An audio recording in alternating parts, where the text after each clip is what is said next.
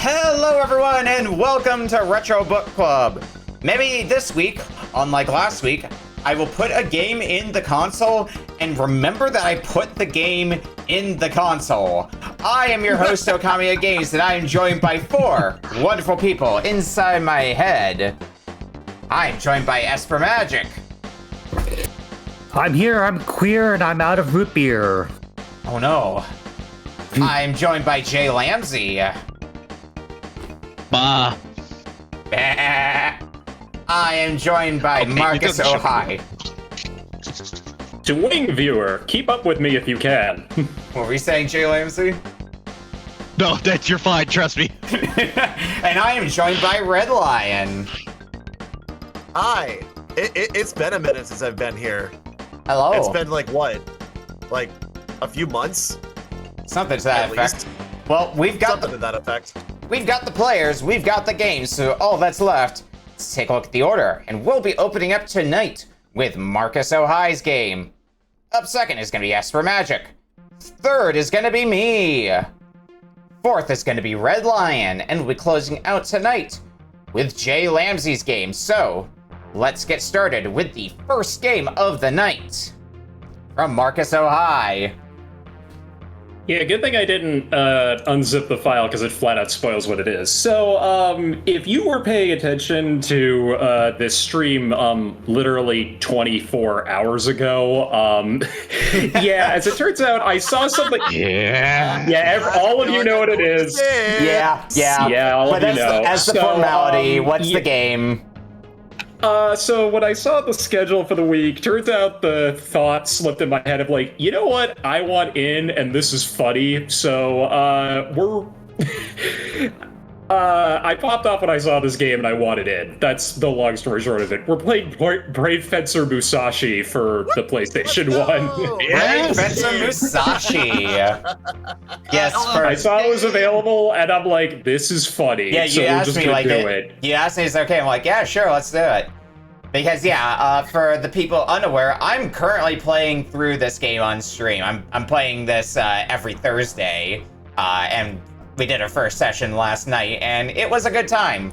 I'm going to be playing on emulator with the rest of you, so I'll be starting from the beginning, which honestly is for the best because that means we get to hear the most recognizable song in this game, or at least the most recognizable variant of it. Yeah, as it turns out, the first 30 minutes of this game frickin' rules. I don't know how many of us are going to get through the first boss because, yeah, that fight's very long, but I think sure. It's so fun. Yeah, I think that's about where we're gonna end up getting in half an hour. We might get a few people who beat the boss, but the boss can be tricky and also a bit long.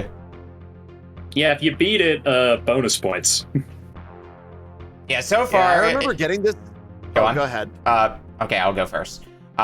So far in the game, I've gotten to... I think I'm in Chapter 3 currently, after yesterday's session. I think I remember playing this game on a Pizza Hut demo disc back in the day. There you go. Throwback. Yeah. This was on the demo disc with I think like Gex Enter the Gecko and Tekken 3, Gran Turismo 1, Blasto, Jersey Devil was on there, Einhander. Oh my god, I love Einhander. But Einhander's I don't know if pretty that's good. already been brought on this season or not. Einhander's good. No one out Pizza's the Hut. Off the top of my head, that list you listed off, the only one I think that has been on here before is Blasto. Really? So none of those games have been on. Wow. Not even Tekken 3? That's surprising. Off the top of my head, anyway. I could be forgetting some here and there. We have only done like 7 years of this show, after all. Yeah. Only 7. Oh, by the way, Only I 7. need to send some announcements out. Yep. What a phenomenal game. I actually owned this on PS1 as a kid, and it holds a special place in my heart, so I'm very glad to get to play it more. Yeah, I started playing it because, so every year I make a list of 10 games that I want to beat over the course of the year. And this is the last of the 10 games I got to beat for this year, so that's why I'm streaming it. The previous game that I played in its time block was the, of the same reasoning. It was one of the games in that list of 10 games, just it was Diddy Kong Racing instead, which Man, Diddy Kong Racing likes to kick your ass. Yeah. Love Diddy Kong Racing. I could agree. Mm-hmm. I could agree. Pour one out for It's not for the faint WizPig. of heart.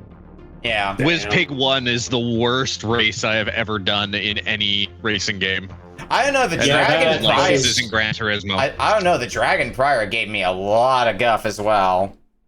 I kind of hate some of the races in F-Zero GX, but like WizPig is also some bullshit. So Yeah. Everybody knows about WizPig.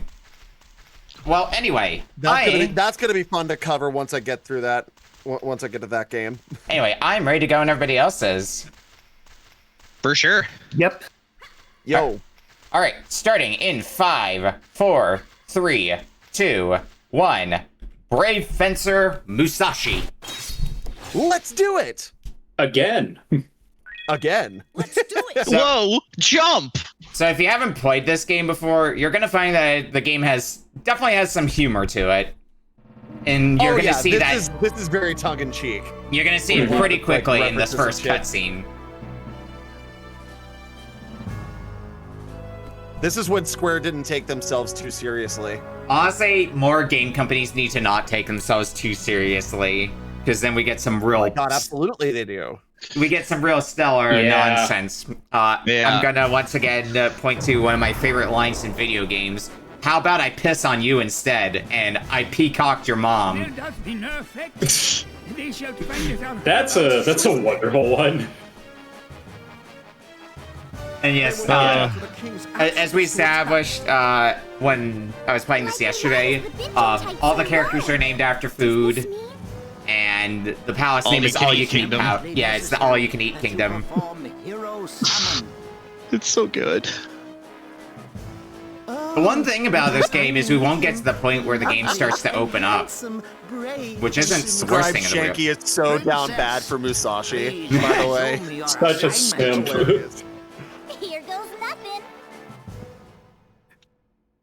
Yeah, I think it's part of the reason I ended up like, well, honestly, like, when you mentioned I keep getting interrupted. I keep getting interrupted by the all-you-can-eat crew. I'm like, I love camp in video games, but I keep getting interrupted. It must have been too large of a task for the princess. Hey, wait! Like, do you think I'd actually make a mistake? Have you guys seen the real Sir Musashi? Yeah, this is definitely giving that, like, quality Then maybe the real Sir late Musashi 90s, is early this cute 2000s little voice kid. acting. Oh yeah. What the? It is a pity that the sequel that was on PS2, I love it for what it is, but it is no Brave Fencer Musashi. Stupid Yeah. costumes. Take that back, you Yeah, you little yeah. turd. Little turd. Princess. Nerd. Sir Little Turd. Your name's Musashi, you geezer. Oh, pardoneth me.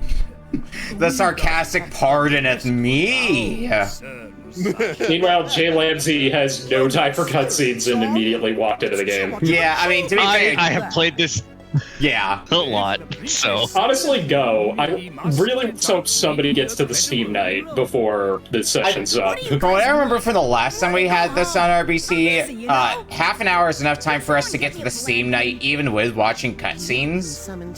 But with JLambsy skipping cutscenes, JLambsy might be able to get to the point where things start to open up in Chapter 2, getting into things like the day-night cycle and getting tired.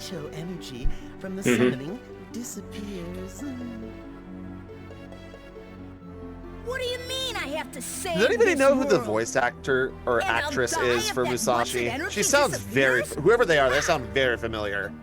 Well, I got enough time. Like I said, we're in a cutscene. Somebody can do the research if they want to. Yeah, IMDb. Let's go to IMDb, or not IMDb, BTVA real quick. Prowling about the area looking for Lumen.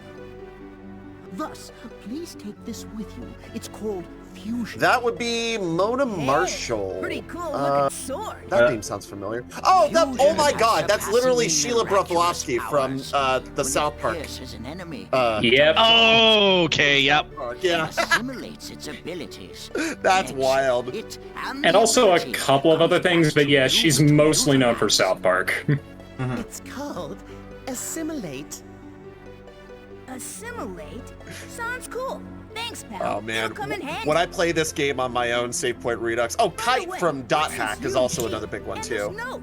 Yep, that's the other one. That's Lumina's She also Okay, has a that's- small role in Fire Emblem Heroes, but who doesn't at this point? Behind the castle. Yeah.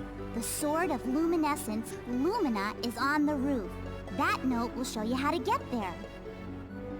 Okay, so I Wow, need to she's get been Lumina, doing right? stuff around like the. And there goes That's Musashi. right. Our world can have peace when we have Lumina and the 5 scrolls. And if you're the real Musashi, you can get Lumina. Princess, We're counting on the you, boy you know? left, like, yeah. Huh? There you go. Rixon? Where's Musashi? A little late. Be waiting, princess. Impatient doth The he journey begins.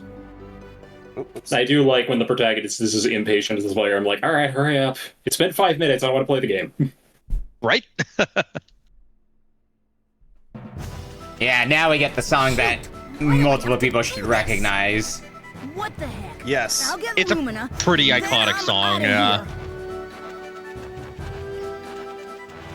Alright, away we go. So would you call this an action RPG or would you call this like an action platformer? I call it an action RPG because there are level up mechanics once you get past like chapter 1. Yeah. So, what is the grab? Oh, never mind. You just grab fools automatically. Cool. Yeah, you walk up to them and grab them. Yeah, very brawler, like beat 'em up esque. Shoot, it's too far to jump. Too far to jump.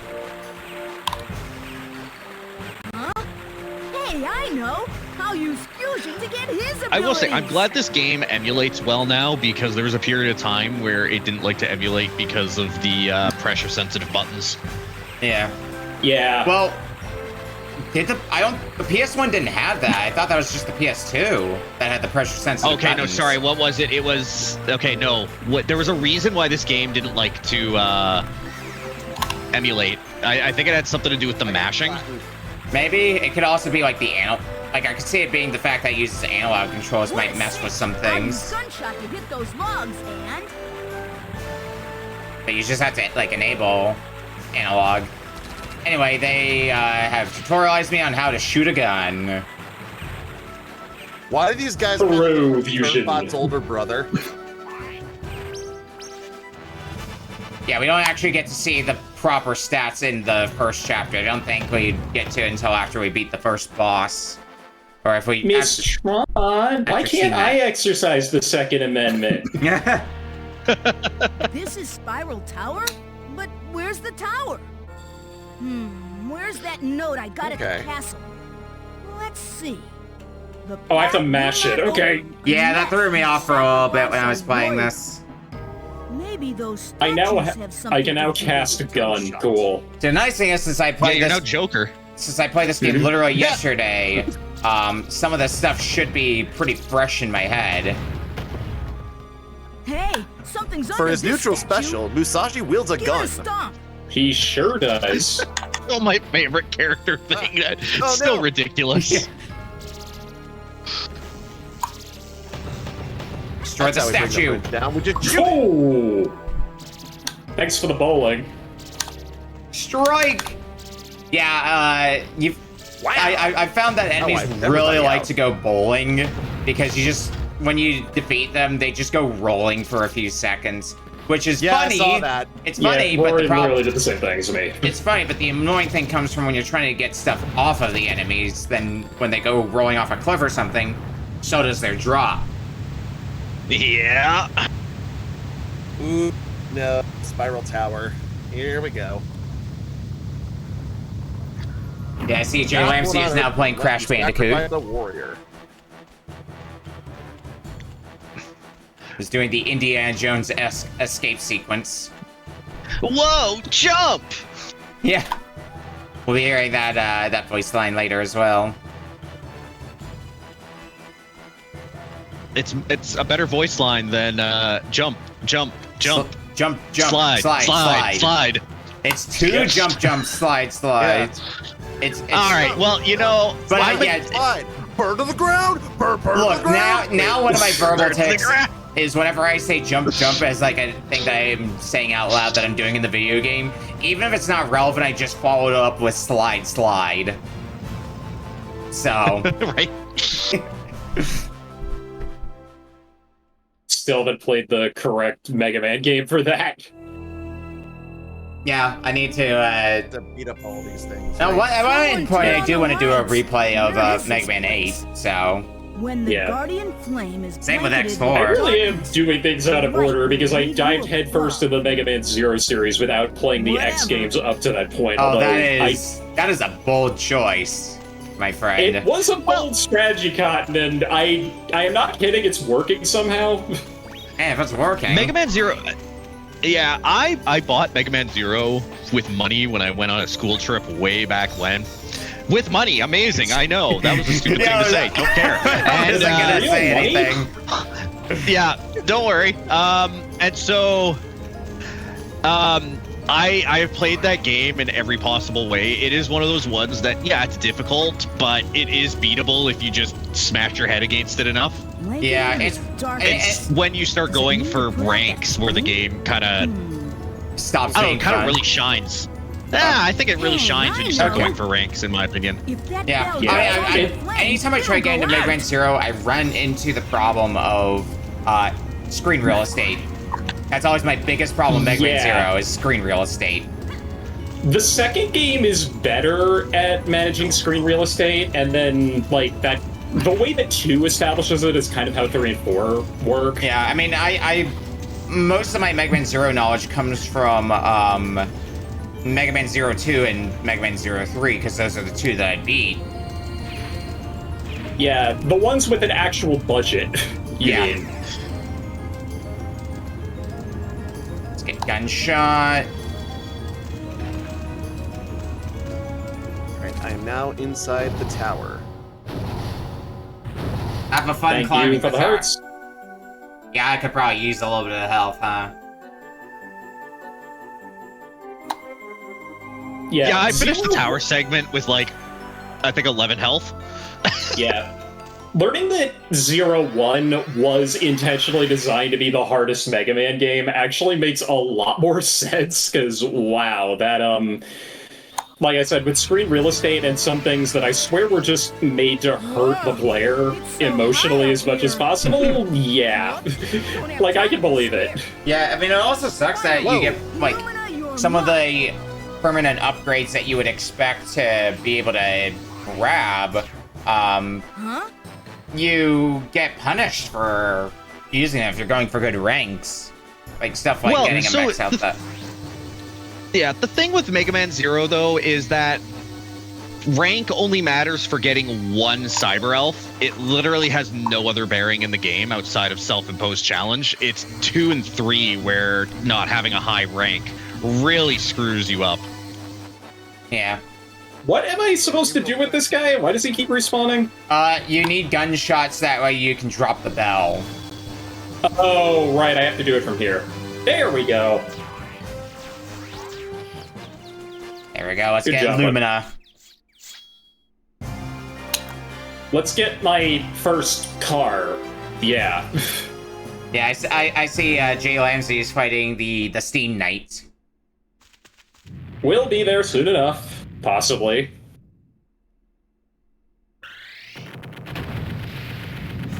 Alright, let's Indiana Jones our way out of here.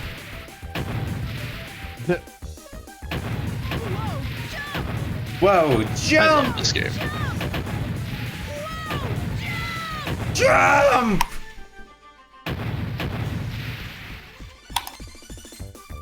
Maybe don't taunt the Moai head.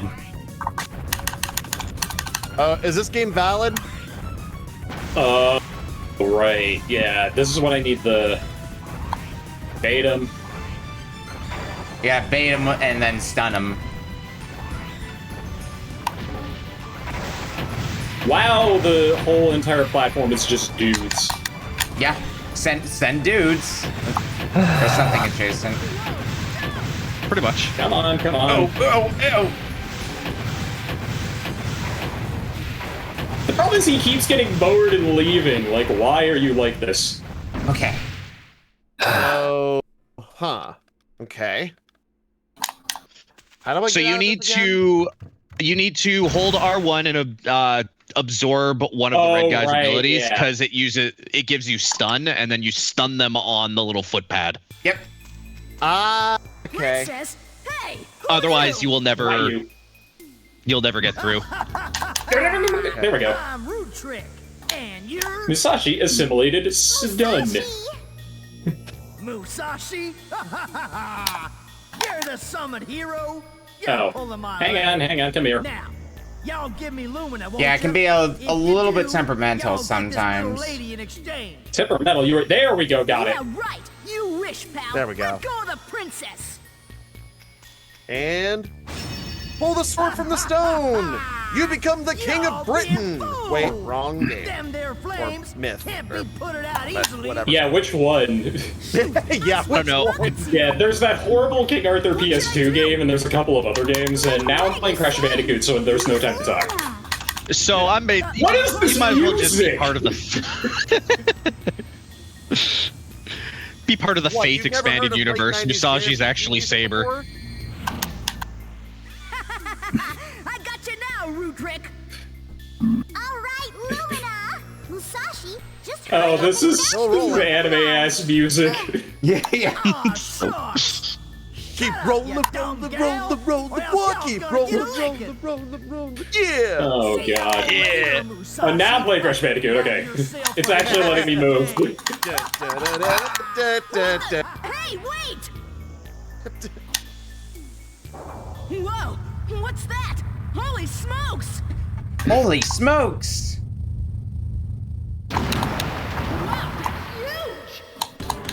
Oh no! Alright, Steam Knight. Well, I died. Yeah, the game There doesn't we go. always, the game doesn't always hold your hand, so don't feel bad about dying here and there.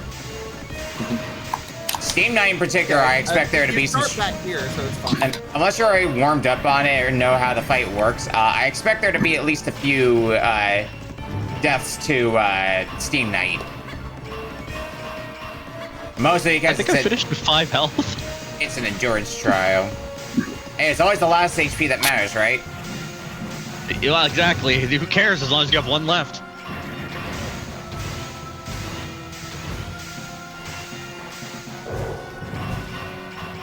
There we go. Let's. Go get squished.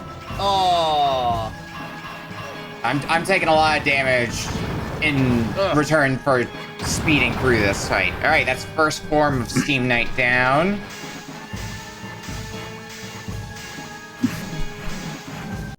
I'm still not past the rolling head yet. I mean, Steam Knight's right after Rolling Head, so.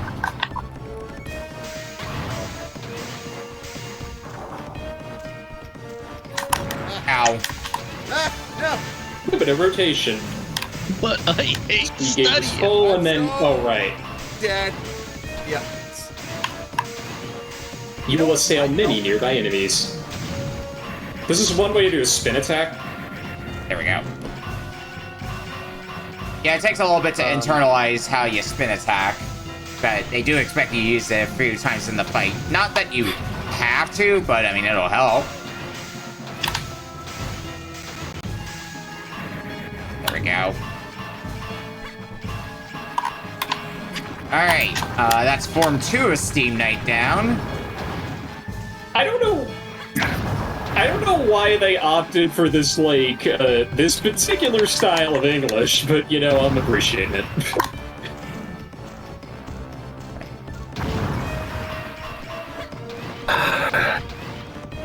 Thirst Quencher Empire.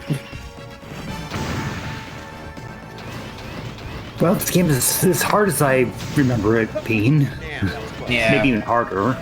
Yep, I forgot. You have to wait until those things stop ventilating. Yeah, at least after you get past the first chapter, you also get to start buying healing items so you can have them stocked. But I think that a lot of healing items in this game, due to the time mechanic of this game, can also go bad. So that's also fun. I think one of the other games the game does to make it a little bit tougher is there's actually a maximum level that you can be at in each chapter.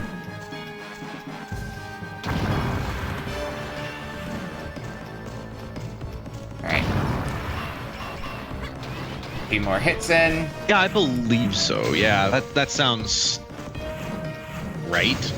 Yeah, I mean, I should know. I played the game just yesterday, so... Because, like... Problem is, I saw you do this, and... Are you kidding me with the rocks fall on me? There we go. I know you have to do phases 1 and 2, like, really well, or you might not have enough health left for phase 3. Yep. I mean, phase 1 and 2 are largely the same. Phase 3 mixes it up a little bit.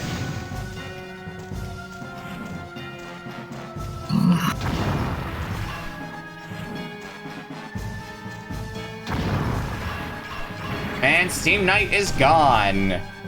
Which means I get to see one of the other funny gags in this game with Steam Night. You forgot something! Yeah. Hey, you forgot something! It's really good. Right on the crotch. Holy smokes! That's what you get when you try to mess with me! Got a hit in, at least. Oh, this thing. Yeah, remind me how this fight goes again, because it's You have to been a attack the while. legs to make it vulnerable, but they're shooting out steam as it's walking, so you have to wait until he doesn't attack to make himself... So that way his legs aren't shooting out steam and you can attack him. Yeah. You can actually, while the steam's coming out, you can hit them with Lumina if you position yourself right in the middle of the steam vents. Yeah.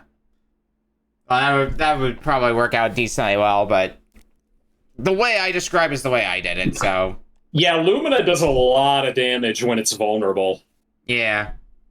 I mean, you're basically two-cycling it anyway, because when it makes itself vulnerable, you do half its health, and then you do the other half. Yeah. This is probably going to take me 2 attempts, because, yeah, this is just one where you... If you don't know how to beat it the first time... Yeah, you're definitely gonna struggle on the Steam Night. Sir Musashi, thou hast awakeneth.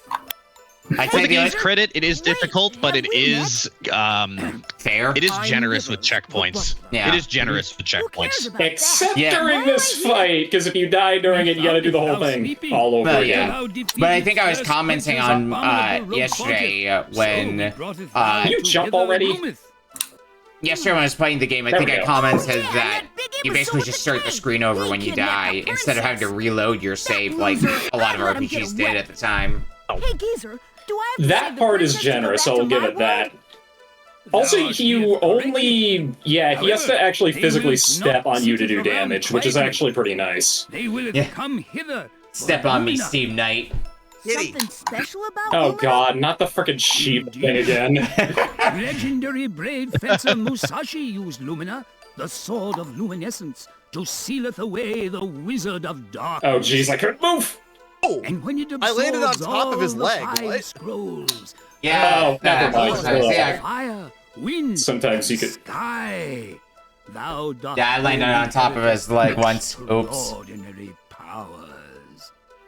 Anyway, I'm I getting landed more on top of plot. his leg once. It was awful. Lumina and the 5 scrolls. Yeah, I think I gotta move forward during that phase. Yeah, so JLambsy's at the where can I point get now my where the hands on game the 5 starts to open scrolls? up a little bit more, and when you can actually start getting Only the our major fortune teller collectible of the Sylvia game. were here, she would know.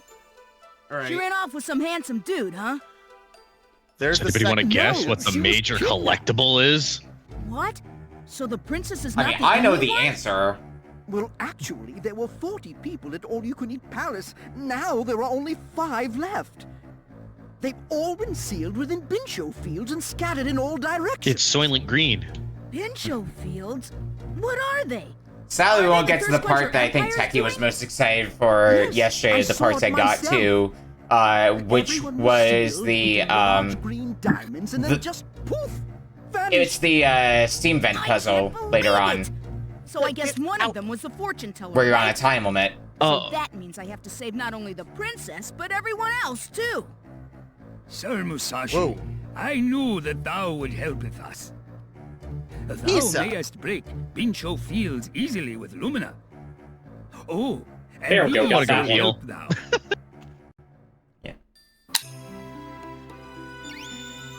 Musashi received the Phase rescue one. list. So now you can see your collectibles, essentially, at any point. Watch Oh, right when you're near a come on. Pincho field. I beat him on the first try. Let's go. When it Nice. that watch flashes Goodness. red, Nice. a Pincho field doth nearby. The people whom you save will help you on your journey. Kabong. Good luck, Sir Musashi. Gonna be feeling that I'm one in gonna the get morning. there in the next 5 minutes. The foot of this castle. Yeah, because Marcus is on the Steam Before thou Night. goeth, Esper's thou about to should start do the some fight. research in the castle's library. Nah, studying sucks. Nah, studying sucks. If thou will be But a I sloth, hate the studying. princess will not be Couldn't saved, get out there in time. and thou will never return. Yeah, they forced me to go hit the books at least Okay, once. I'll go hit the books. Good luck, Sir Musashi. I forgot to mention it, but this Meanwhile, room is my yours, cat so will not use it as you stop wish. being a menace to society Please right take now care and is on getting your in journey, front sir. of my freaking monitor.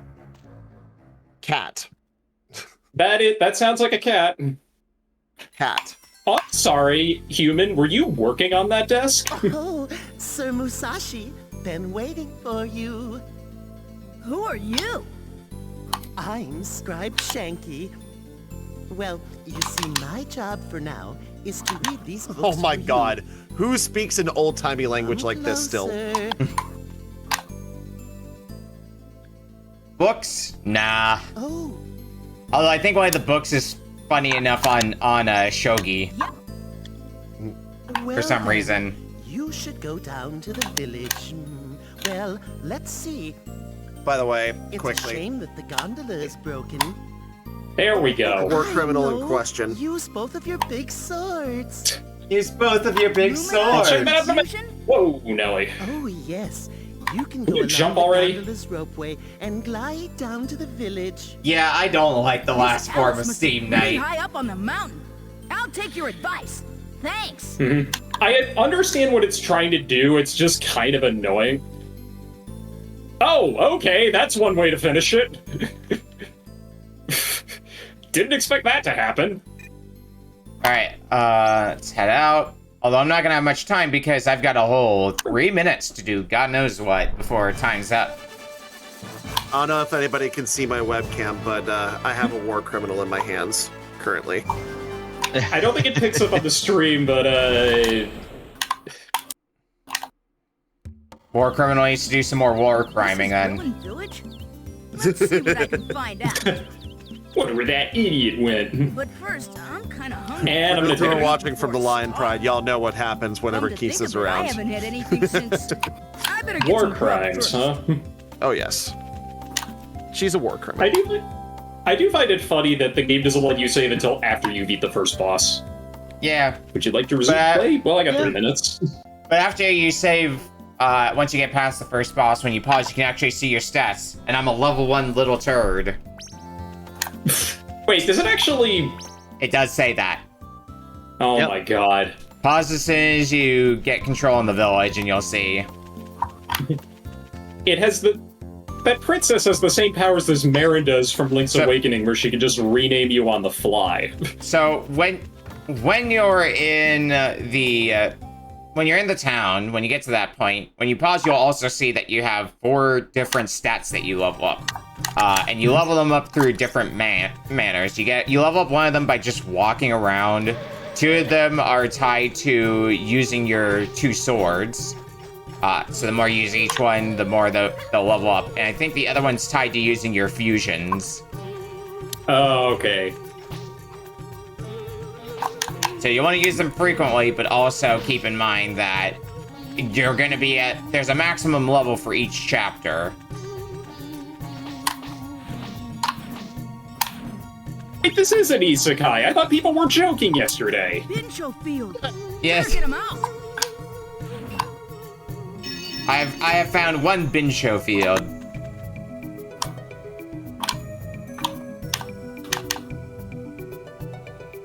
But you do need to find enough of them to progress. Nah, studying sucks. Yeah, truly. Studying sucks. You do need to find enough Bincho fields to make progress, because at least when I got to the end of chapter 2, there was a point where I needed 4 people, each of them to step on a switch. If I didn't save enough people, well, tough luck there, huh? Yeah.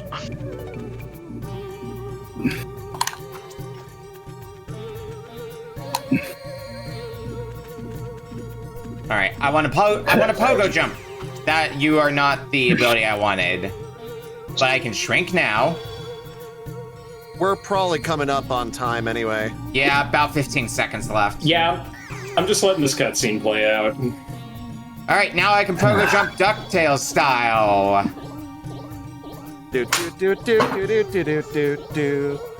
Well, I'll just have a bit of a nap while we're ending off this.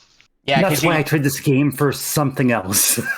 Yeah, we've hit time officially. All right, and over that, we're gonna go to break. And when we come back, we're gonna be playing Esper Magic's game up next. We'll see you in a bit.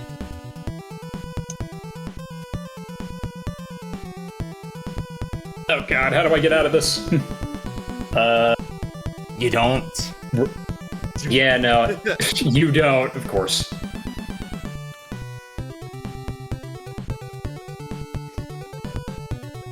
I don't know what it is, but my cat has a fucking fascination with rolled up receipt papers. I just throw them and she goes nuts. Cats truly are menaces to society as a cat owner. Sometimes cats just have got a cat. Yeah. And there you go, just to prove that they said abort. level 1 little turd. I forgot SFC files load immediately. I didn't see what it is, don't worry.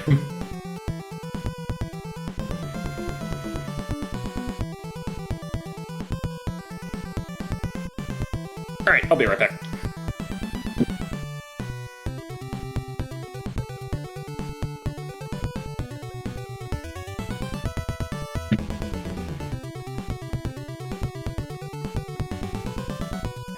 Alright, well, with that, we are back for our second game for tonight. From Esper Magic. Okay, so this game, first off, okay, so basically, so in the RPC Discord, they've been actually watching some Game Center CX with some game, with usually episodes of what's have been on Retro Book Club. I thought I would actually kind of invert that a bit and bring on a game from one of the first games I saw on Game Center CX that I played, but it hasn't been on Retro Book Club, to my knowledge. So this is one that I rented at least once and had fun, even though right now it is difficultly, it's one of those crazy expensive games. So we are going to be doing SOS for the Super Nintendo. SOS from our good friends over at Victokai. Oh, Hey, I think I remember this game, seeing it in a Nintendo Power. That'd be the place to put it, because I've never heard of this, but... Yeah. I'm not familiar with SOS, but I'm familiar with some of Victokai's other works. They have an interesting repertoire of games.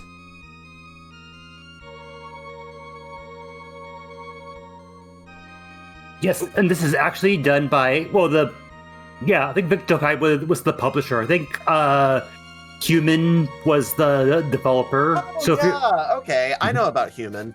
They make a bunch of games with like really good sprite work, like Clock Tower, all the Fire Pro Wrestling games. Including that one. Alcahest was another one that I played by them. Alcahest is a really good game. Okay. Yeah, in terms of Vic Tokai, the only game on this list that I'm seeing that I know of, just glancing through it, is Clash at Demon Head, which is that's a freaking throwback. Yeah, so. I mean, I think most people at this point are at least aware of Clash at Demon Head just because of Scott Pilgrim. Maybe not aware of what the game itself is like, but aware that it exists. Yeah, it's a very Scott Pilgrim thing to just name drop without explaining anything. Yeah. So, is this a Titanic RPG or some shit? Yeah. Yes, this is pretty much the not Titanic. The not Titanic. so it's Titanic then. The legally distinct. It's the Poseidon adventure.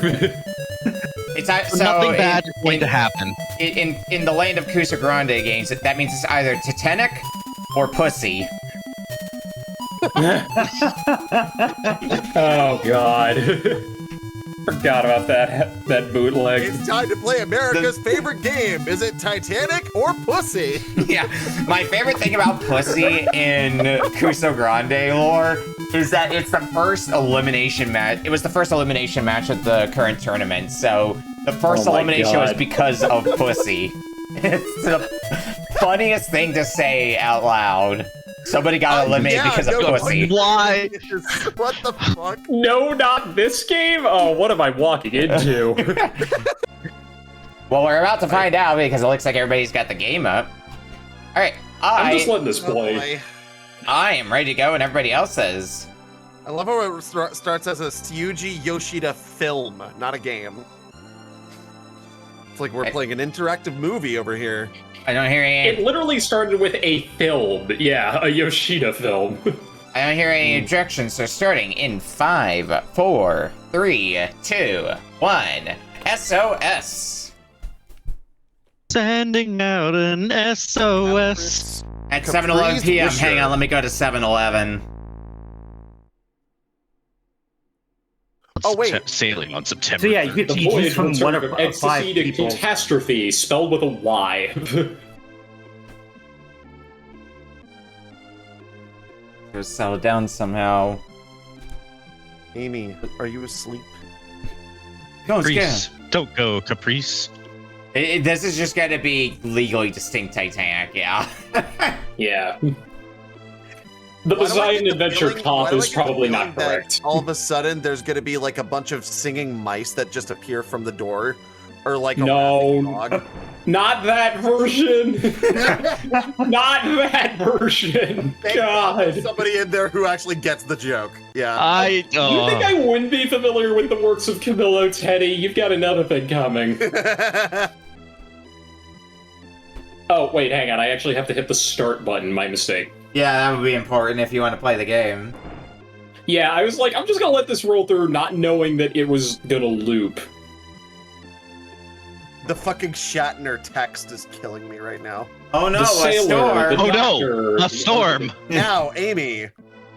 I'm picturing this being... I am sorry, Amy. I'm picturing this game being voice acted to like the same level of quality voice acting as something like Chaos Wars that we had a few weeks back. God. Which is all monotone. There's a storm coming, but you don't need to be depressed. Sharks, for example. Ha ha. Answer. What's your problem? Oh, now you've really offended me. No, you really... We just started. I have several questions. Wait. Are you referring to the game? Are you referring to Chaos Wars? Wait, I can move? What's going on? Yeah, yeah, you can move now. When you start getting the answer prompt, you can move places. Communication? I'm just, my hands are off the controller. I'm just wondering when I need to pick it back up. Your top face button seems to be the button for talking. This is the ladies' room. Oh shit! I went into the ladies' restroom. Oops. It's extraordinary tonight. Well, Good have job. fun in there. No, I'm good. This guy's talking about the boat and his sister and a storm. Oh god, now everything's shaking. Yep, you too. What? Yep. What? Huh? Do I just go up some more? Is that what I have to do? Oh, yep. Oh no! Why the long face? What? I guess this is where the game actually starts. Oh, did it turn over? Answer. Oh no, do I have to input it? Okay. Amy. Can I Too late now. Splayed over the ground. It's too late now. Yeah. Wait. Oh, I died. Communication? Yeah, usually running into fire is gonna do that for you. Okay, it's okay, that doesn't actually. Do you want to play shuffleboard after all? So you don't actually die, but that does lose time. Oh! You can grab onto the stairs. Oh, wow. You actually have to go up and climb the door. That's weird. I can't. God, yeah, this is gonna... Oh my goodness. You're upside down? Is that what's going on here? Yeah, so the ship, pretty much turns upside down. Yeah. So, you gotta kind of work around that as best as you can. Shit, the ground is shaking. Where's your mommy? What? Huh? Mommy went to get me medicine. And the question is, what does the game want me to do now? I can fall through. Oh! Well, I don't think that worked out for me. Oh, so that's what happens. Huh. F. Yeah. So... I wonder how much info the manual gives. Oh, we are you. upside down, okay. Oh my goodness, this frickin'... This Prince of Persia-ass jump! I feel like I'm perished too. Yeah, I feel like I'm soft-locked. Yeah, me too. I don't know where the heck I am. Over time, it looks like the ship keeps turning from time to time. I don't know if there's something specific that dictates that, or if that's just a random event. But either way, it does allow me to look through some more things. Oh, okay. Oh. Lose 5 minutes. Oh no, he wants me to catch him. No, I don't know what the button is for that. Figure it out. Oh, I can go in here. So, down and X is like your... Dieting? I'm saved! Oh no! Here we go, here we go. What the fuck? Okay, I saved him. Yeah, I got that going for me. Rattler. Sergeant Shoulder Rattler. buttons don't seem to do anything. Noted. Man, Big Jim. What a tub the Royal Company built. What is happening? I wish I had an answer for you, buddy. I have something else to do first.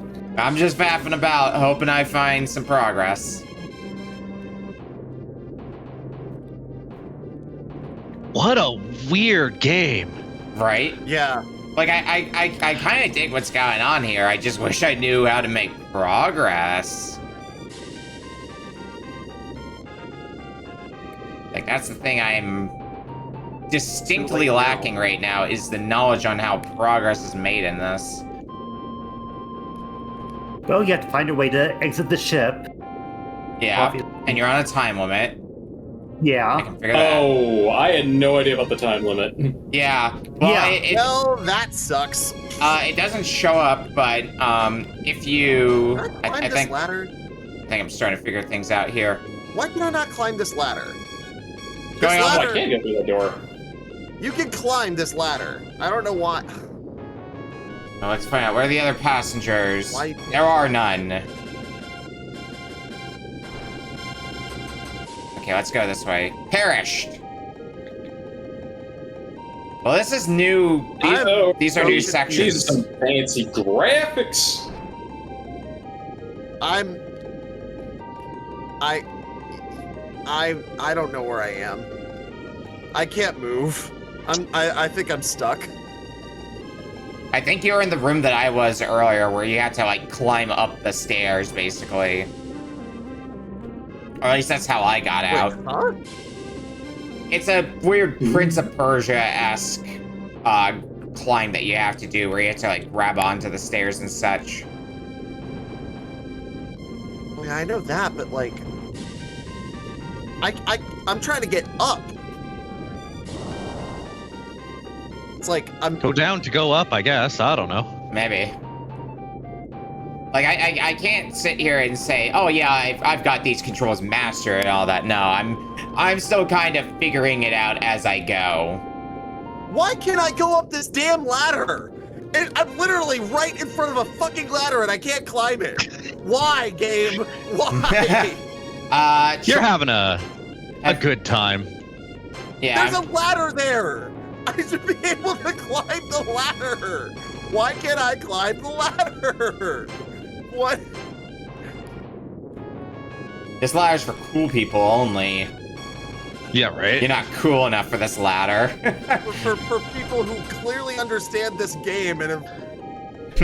I love the character's walk cycle when it's slightly tilted. It's kind of hilarious. Like when you're walking down.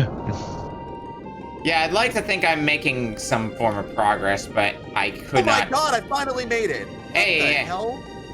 I think. What? Okay, how do I... Okay, I exhausted all options here. Yeah, I'm sorry, but this is getting this is getting a turn off for me. Oh, here we go. I'm making some progress again, I think. Yeah, I don't know. JLambsy found a map. I don't know what's going on over there. Yeah, but guys, I was gonna ask Nestor, I know better than me. I'm guessing these stages aren't entirely linear. But I also guess I don't know if it's a one big map or like multi-stage or whatever. It's actually one big map, but the map does change a bit depending on what time it is. Mm-hmm. On how much time is left. Yep. Okay, yeah, this is... Okay. I found the toilet. Nice. I feel like that's very important. I'm gonna, looks like this is the bathroom. I don't really need to be here. We'll just damage boost. Who cares if I lose 5 minutes? This also is the bathroom. All right, I got 10 minutes left. Let's see if I can beat Spring Breeze in 10 minutes. What is it that we are supposed to do in this Esper then? So you're supposed to find people who are still alive and try to rescue them. Yeah, there's like a bizarre like Dead Rising component to the survivors where you have to help them and then they'll, I don't know, do something for you? I hope they're smarter than Dead Rising survivors. They don't seem to move, so that probably is the case. Alright, let's go this way, maybe? Nope.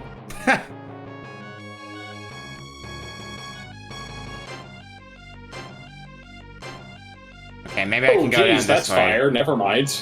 Not going that way. Alright, that's locked, so I can't get that way. Yeah, I think who was it who found the map? Was that JLambsy? Yeah. That found a lock? Yeah. Insta kills you. Yeah. Yeah, I talked to a lady at the beginning and she gave me a map. Oh, I wish I you have found the that. power to do things, okay. Though I don't know, if you press select, maybe you just have it off the rip. I don't know. I'm pressing select now and I don't have it, so... Okay, well, I'm going to tell you right now, the map ain't doing anything for me, so... I'll be the judge of No, that. it's completely useless. Good. I'll be Good the game. judge of that. Good game.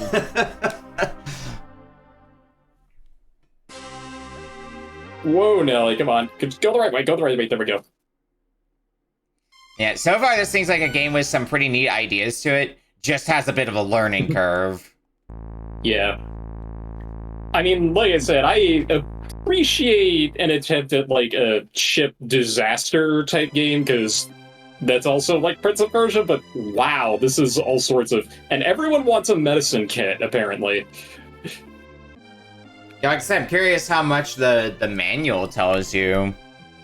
I wonder if this is more stuff makes sense if you read the manual, or at least the manual gives you more direction to what you're doing. Meanwhile, I've just completely given up and I'm playing Kirby Superstar. I do see that. I'm sorry. Hey, I don't have the brain power to handle this tonight. I really don't. Yeah, sometimes it do be like that. Me and my good buddy Dividai, who I see is in chat, by the way. What's up, buddy? We were just busy doing some stuff earlier. I've reset the game so that way I could actually get the map. And I love that you can pause the intro. I love any game that does that.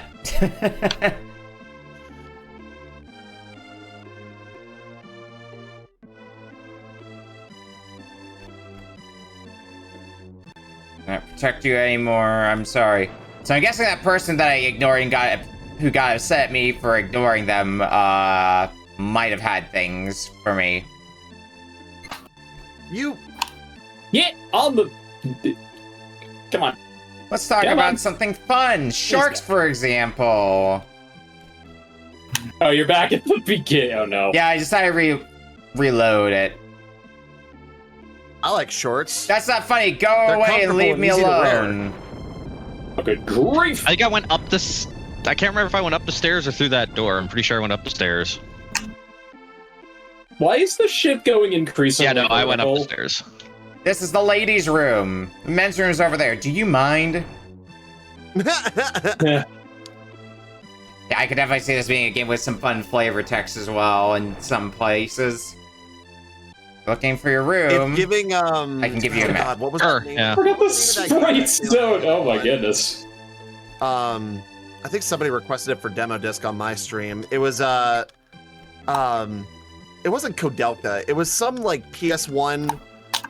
Was it Descent? No, it was... Hang on, this is gonna bother me. What was the name of the game that Ocean Man got me to play this this year on demo disc? Alright,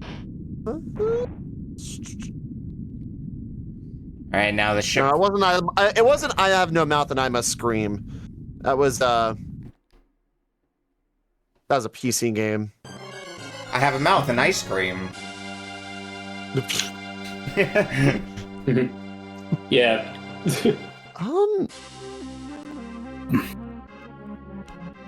It wasn't Blood Omen Legacy of Kain. Okay, Yeah, that's a good game. Okay, yeah, I can see why you said the map isn't too useful. Like, I can understand what they were going for with it, but yeah, it's not, Yeah. I mean, the thing that I think makes it hard to use is the fact that it doesn't tell you where you are currently. It does. Oh, Jesus Christ, it's tilting. Yeah, it's a little marker. You might have to scroll the map down. You might be in, like, the bottom. That might be why. No, I don't see a marker for me unless it should be a little flashing thing. Oh, it's probably not until the ship actually capsizes. Nah. Didn't it already? Oh yeah, you guys reset. No. Yeah. I'm like, the boat already capsized. It's like, no. Ugh. I'm actually time sensitive.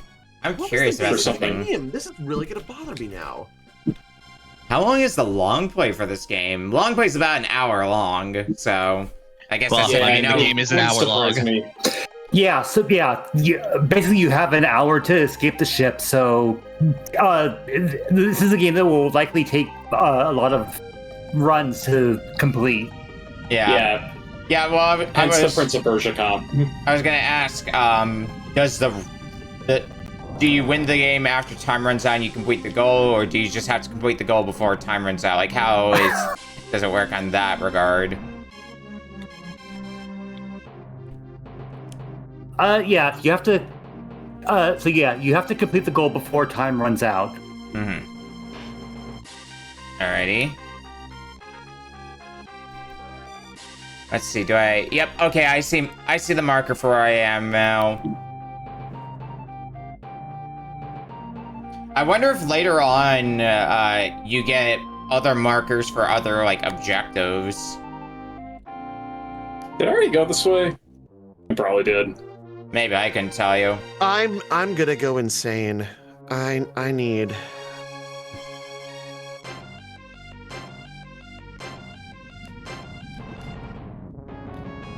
Let's avoid the fire. I did find somebody who was a survivor, but I didn't get to do much with them. There we go, here's one. Yeah, I found a little girl, but... It's alright, calm down. No, don't! Ugh.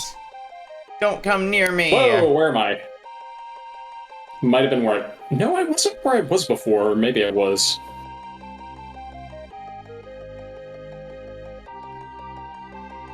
I don't want to hear anymore. I want to go. Do I have to keep talking to you to calm you down?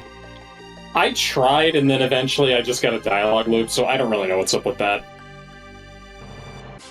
Well, at one point she mentions her husband, so maybe it's a matter of you gotta find the husband and then bring the husband back.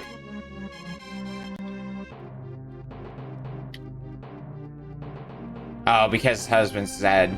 Okay. How I dress is not important. Exactly. Okay, I might be making progress. The design of this game is very human. Was it Kadelka? Okay, I did talk to the girl enough, and it looks like she's actually cooperating with me now. Oh, really? So you just have to cycle dialogue choices. Yeah. Unless I found a different one than you did.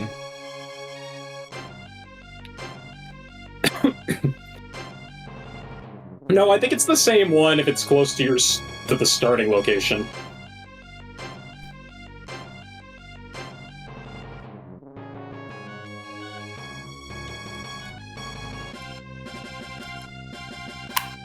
Let's see. Echo Knight. Yeah, Echo Knight. That was the game I was thinking of. Oh my god, I had to go fucking research that for the last like 5 minutes. It was gonna drive me. Yeah, Echo Knight was like this weird like. Oh yeah, Echo Knight. First-person point-and-click horror game? Yes, mark? we had it at the start of the season on RBC. That was okay. Ooh, time limit 6 seconds. I can do it. I thought I played it on demo disc. Anyway, I have gotten this person to cooperate, so I'm gonna say I have made some form of progress. Cooperate. But I think I got 2 people to go with me. Yeah, I don't... Yeah, it seems like it.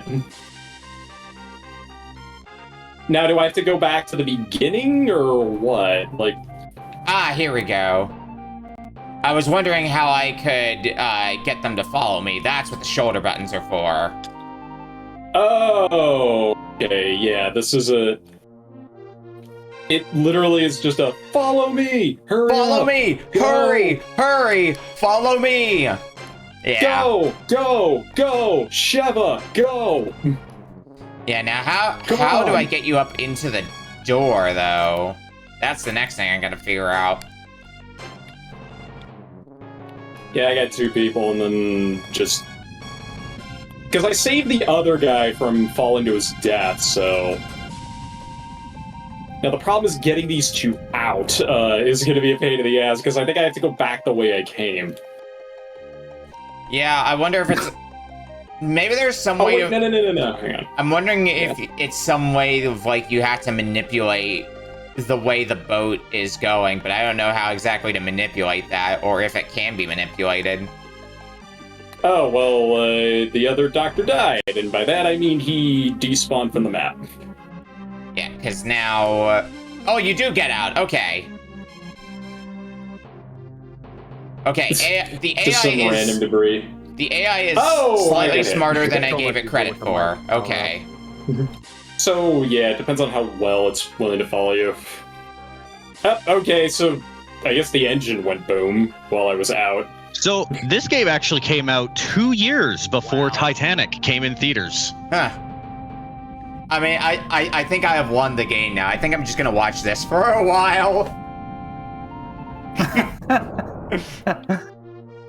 So how do you get the AI to follow you through doors is the $1 million question. You go through the door and then you call to them and they will go through the door. They'll just take a second. That's at least what worked for me in the situation I was in. When they say don't leave me, I thought I had to go back and do something. No, what you actually need... Oh, they're both alive, okay. Yeah, what you actually need to do is go through the door and then call them. That is a little bit obtuse, but hey, it works. Yeah. Problem is I can't get through the door now, which is just peachy. Let's go here, I guess. Oh, yep, AI is being... Oh, okay. I was about to say AI is being dumb as hammers, but you know what? AI is actually doing something. Yeah, nice. Got both. It's weird. A rare headline in 2026. AI is actually doing something good for once. Yeah. Not the low-hanging fruit. Yeah. Anyways. Ding. I think I found another person. Where's your mommy? Mommy went to get my medicine.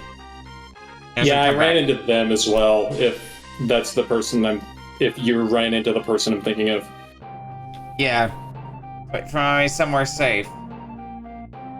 The problem is, after a half hour, the ship starts tilting, like, really bad, and then that, like, can screw up, like, different routes and stuff like that. I think I see a way up, but it's gonna be tricky.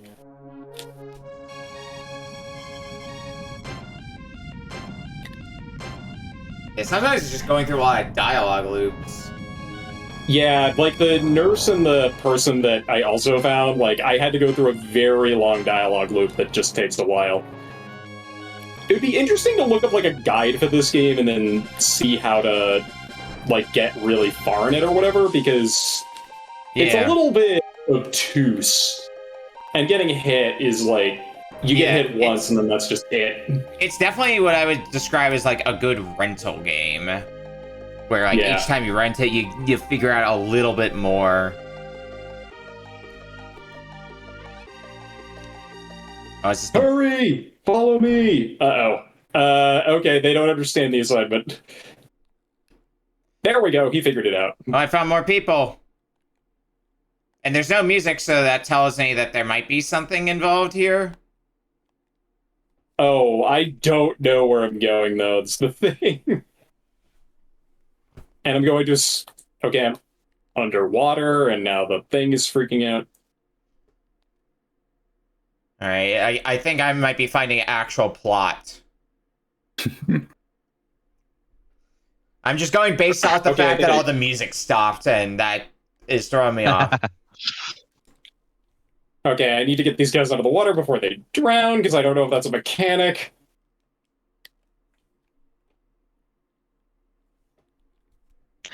Oh, I'm sure if this is a game like Dead Rising, it's probably a mechanic. Mm-hmm.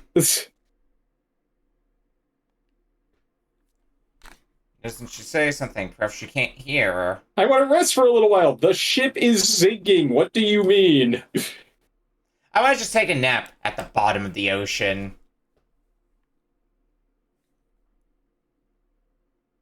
Barely.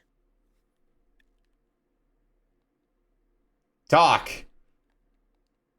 Gee. Don't lose courage. Okay, I'm getting some... Oh, wait, no. I'm getting something happening here. We better shouldn't speak. Oof. Doesn't look good. Am I just in a dialogue loop? Yeah, I'm in a dialogue loop now. Okay. Why am I playing Kirby? Because I didn't have the patience for that game. Not after what we did today. Is there something that's the answer. That's the aware clap back at Izzy, who's in my chat, who's in chat.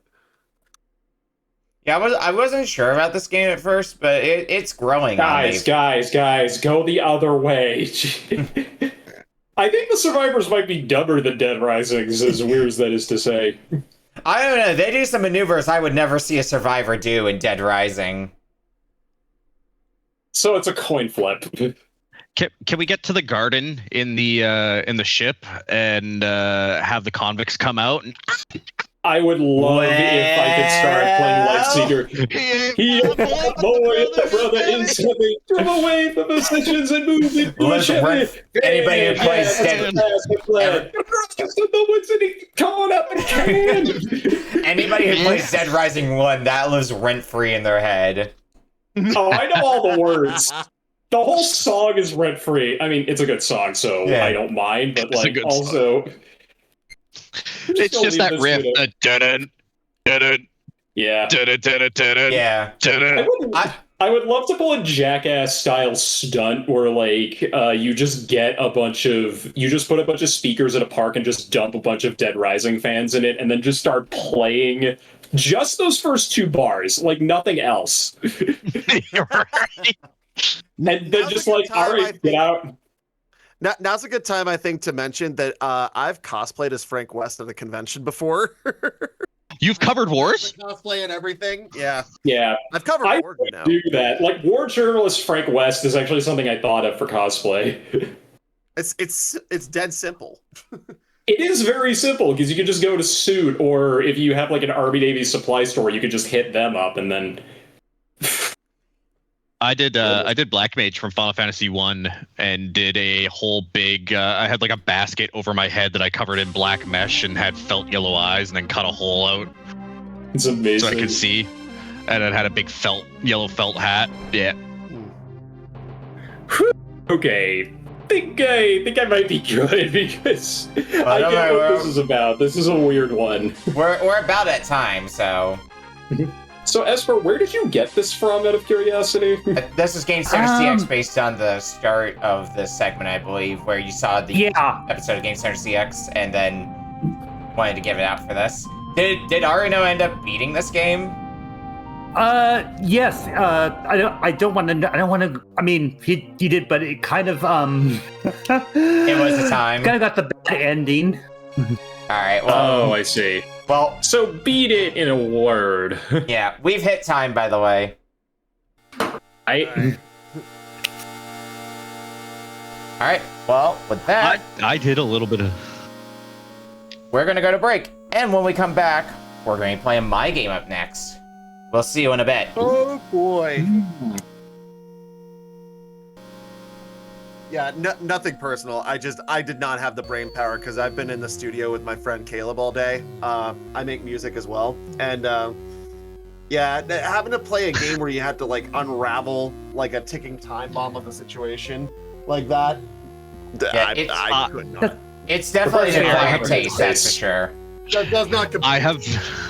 I've been playing Void Stranger all day in the hard mode puzzles, and my brain is fried. So. Oh my god, yeah. I bounced off of Void Stranger, and it's like, should I go back to that? Like, it's a little concerning because it's like I really like what the game is going for, but I was just like, I did not have the proper headspace for it at all. And especially if you try to like conserve crickets or like save load, and then the game catches on to what you're doing, that freaked me the fuck out. Like on trial, if you try to get around needing crickets by saving and quitting. Yeah. So, I was just not buying this game. Though according to price charting, it's like $190. Oh wow! Used. Oh my god! That I was not aware of. Anyway, we are back for our third game for tonight. For me. So. Here's the scoop for this time. This may or may not come as a shock to anybody. I was the one who brought the TurboGrafx game. And you might be thinking, oh yeah, TurboGrafx, this means it's probably getting a shmup. That's what the TurboGrafx is known for. And you would be wrong. Very wrong. No, instead we have a puzzle game. I'm sorry, JLambsy. God damn it! But this is one of the handful of TurboGrafx games I own, and as a puzzle game, I really enjoyed what this game had to offer. We are going to be playing Tricky Kick. Oh yeah, this one. Rock around, it's right on time. It's tricky. I don't know if it has anything to do with the Run DC. What the hell is that box art? I feel personally attacked right now. I feel like I know about Tricky Kick. I just forgot what the box art looked like. Yeah, The box art is the most unoffensive thing about this pick. Have you played Tricky Kick before? I don't play puzzle games. Void Stranger is an exception. Yeah, I think I Sounds grabbed like you this... need to play more puzzle games then, nerd. It sounds like you just need to be quiet and let me live my life. Why not come down to Retro Book Club? We have Tricky Kick. Oh, you do not want to see the slide puzzle I had to do for a Gauntlet State last year on Cusa Grande. You don't want to see that. I saw. Is that the White Lion one? The Lion and the King, yes. Yeah, I saw that. I watched that stream. That's why I joined Kuso this year. Oh my god. What the hell? What's up? Hold on. My controller's acting really fucking weird. Wait. Waiting. Dead. Alright, I had to load up Ripperooski. Yeah, I picked up this game when I was grabbing various TurboGrafx games, because I am a fan of the TurboGrafx, mainly for the reason of the fact that the majority of the games on the console, they come on cards. They come on Hue cards, and that's just neat to me.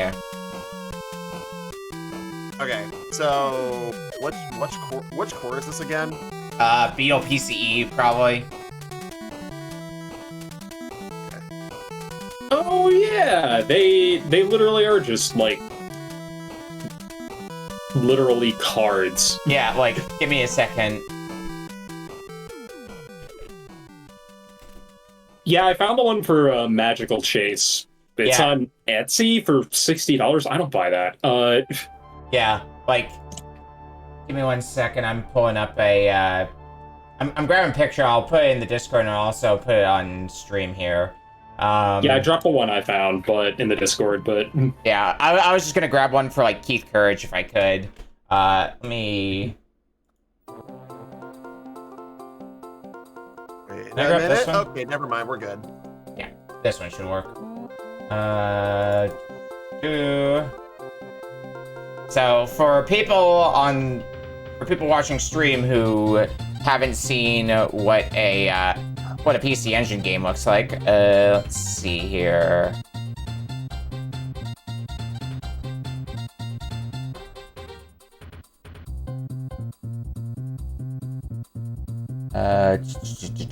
Where did I put it?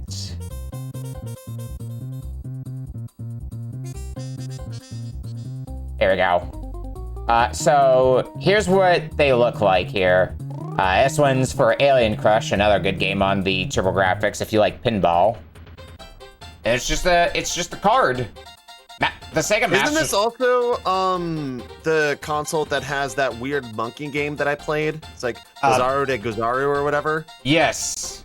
I like the Japanese I like one. I like the Japanese one because that never got localized here. No, well, but yeah. But yes, I do actually own Bizarro de Gozaru, which is I played it off of my Analog Duo when I played it a few weeks back. Oh, really? Yeah. I got it as part of like I got it as part of a 4-pack of Japanese TurboGrafx CD games. Anyway, I'm ready to go and everybody else is. Okay. Yep, I'm ready. All right, starting in. Can I say no so we don't have to? No. Starting in 5, 4, 3, 2, 1. Tricky Kick. So you can pick. I think you gotta do the stages in order from 1 to 10, but you can pick any set of them that you want to, and you can switch at any point. Do I want fairies? All right.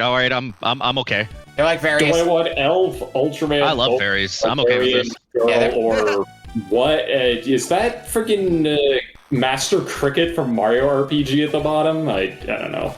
Yeah. So the way this game works is it's kind of like a Pokemon sliding puzzle where you're trying to send things against walls to basically use them as walls to solve the puzzle. And it's a matching game, so you have to kick a piece into a matching piece to clear them. And you have to clear every single piece. But there's a little bit of like Newton balls thing going on here, where if you are in front of a line of 2 pieces and you kick one piece, you'll kick the piece that's in front of it instead, which the second stage of the first world will show you pretty well about how that works. The B button on NES controls is your undo button, but you can only undo up to 1 move. And I believe start resets the puzzle. Okay.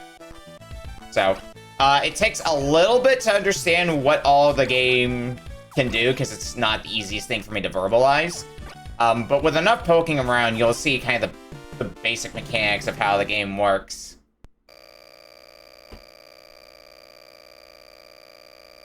I think I might need to restart this one, but I'm getting the hang of it. Yeah, I think I went past this the wrong way. Hang on. Okay, so the start button is literally just surrender, and... Yeah. Yeah. Okay, I get it now. I don't like it, but I get it. It has fairies, though, and very TurboGrafx art style. Yeah. No, I'm okay with the anime art style. I love anime. Mm-hmm. This style specifically is surprisingly very nice.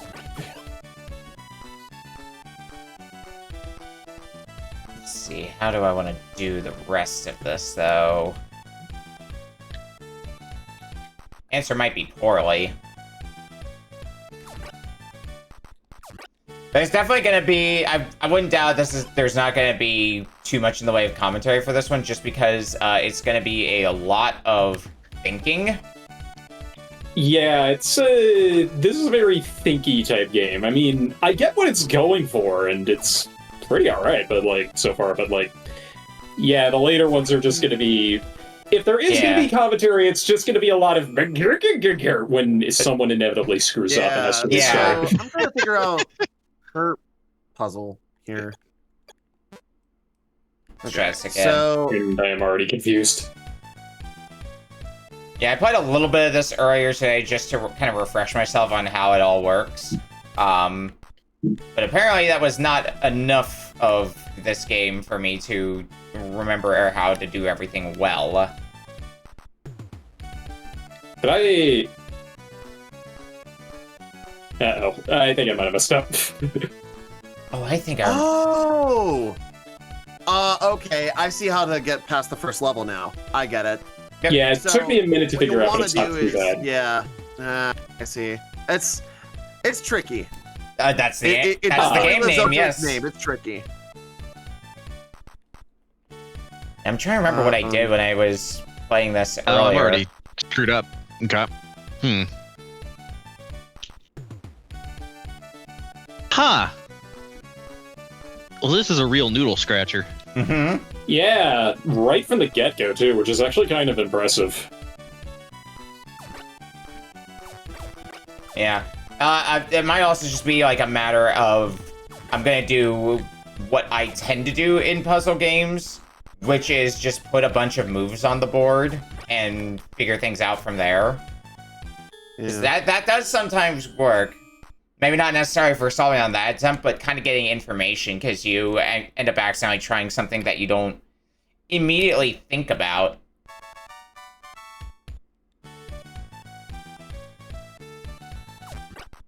Okay, let's try this instead. Hey, got it. Nice. No, this is already lost. Okay. Let's do this instead. But sit. Okay, so I at least have that. Now for the... Oh, I think I have an idea. I'm trying to figure out how in the heck I'm gonna get... I do this. Oh, wait a minute. This might work. Ha! I am smart. Congrats on being smart. SMRT. Yes. SMRT. I am the smart. SMRT. Yeah, I've got this puzzle unlocked. There we go. Kenny in chat saying channel the void stranger, Lamsy. Embrace thine void, stranger. Doesn't my wife have such a great sense of humor? I mean, it's yeah. This is just prototype Void Stranger. Like, what do you want? No, it is not. That might be a little generous. Fine, it's fine. I think I've screwed up this puzzle. Yeah, the problem with it is that you have to you need space to kick stuff. You can't just like you can't kick out thin air. Mm-hmm. You need space to like wind up and punt it or something. Okay, how am I going to do? I mean, there's only so many moves that I can do off the start, but all of them, I know you solved it, but these all seem to be a like losable state in some way or form. Definitely feels that way at the beginning, but like... Oh, I have an idea. Hold on. No. Oh no, I fucked this up again. God damn it. Oh, wait. I need to... I never said the puzzles were easy. Yeah. I might have skipped that detail. I don't understand how to split up these rabbits and gorillas. It's a problem we face every day. Mm-hmm. Now you know how Noah felt when he was loading the Ark. It's like, yeah, he had to like kick stuff around like this, and it was just a lot of like, oh, god damn it, I kicked the rabbit again. The rabbit deserved it. Well, probably. Rabbits are presumably Let's be honest. Antisocial creatures, but still. So if I do this... I don't know, Momiji from Fruits Basket would beg to differ with you. Was she the... I have not seen Fruits Basket in a minute. I don't even remember what a Fruits Basket... Right, yeah. Yeah. The one who randomly speaks German, too, for some weird reason. Oh my god, that sounds amazing.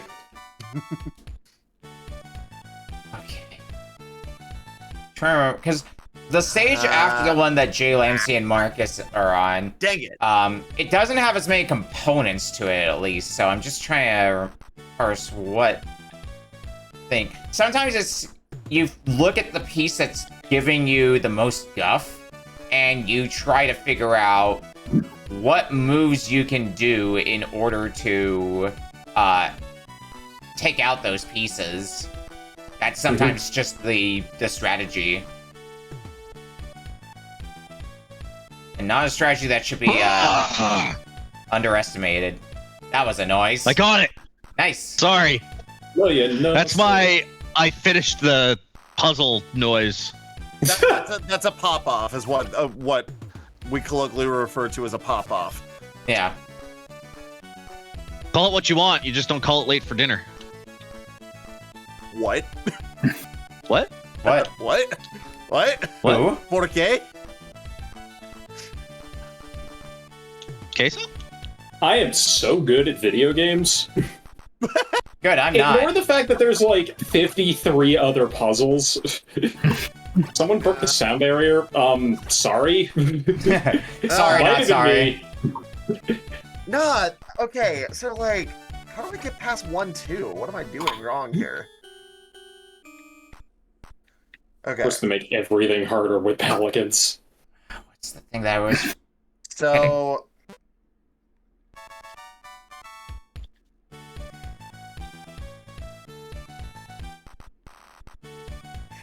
I mean, what happens if I do this? I don't have that many moves to start, so... Has to be something along the lines of kicking one of these, right? And then that.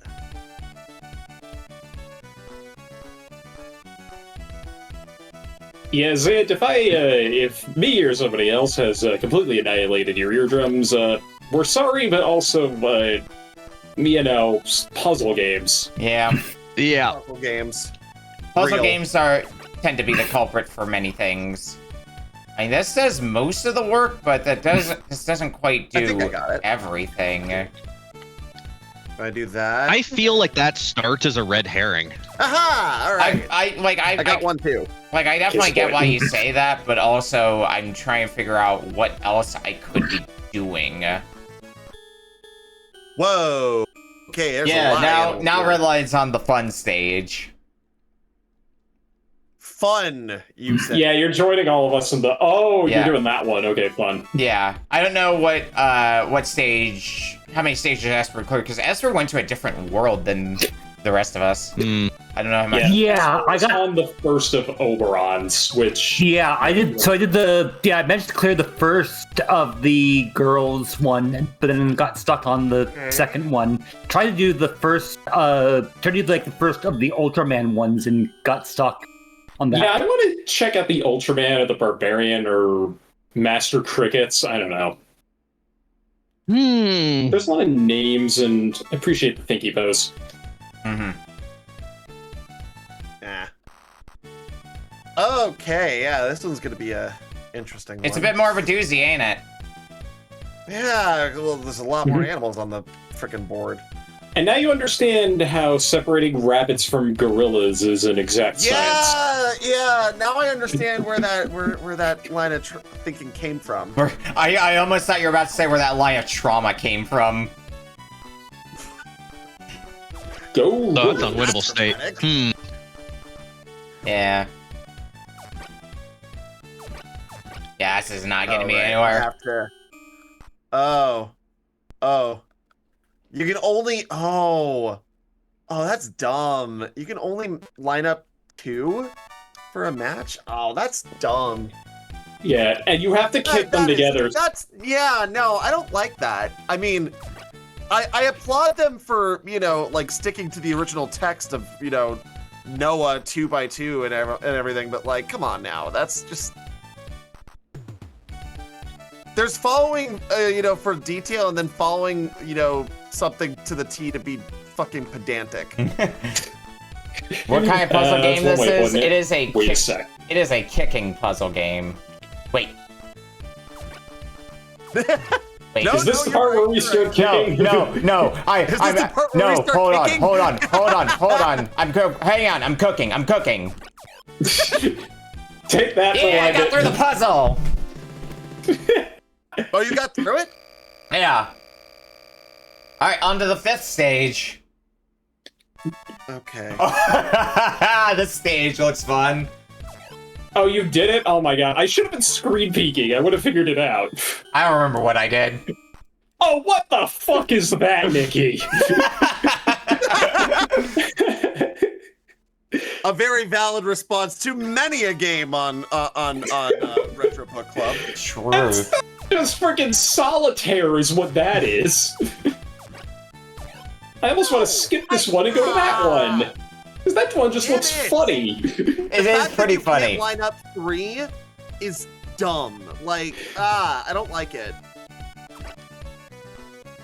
Okay. Yeah, I think I see the general idea of what this is going for. I just gotta figure out how everything comes together in this.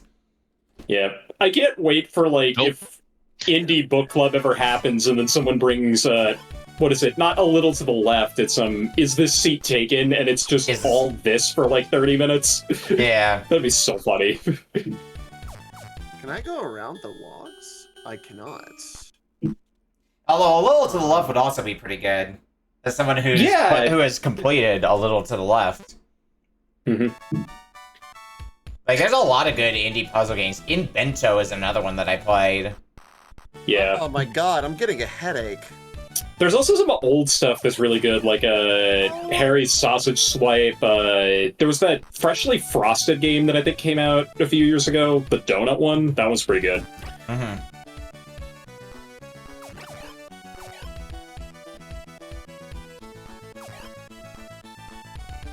Okay, how am I going to do the rest of this?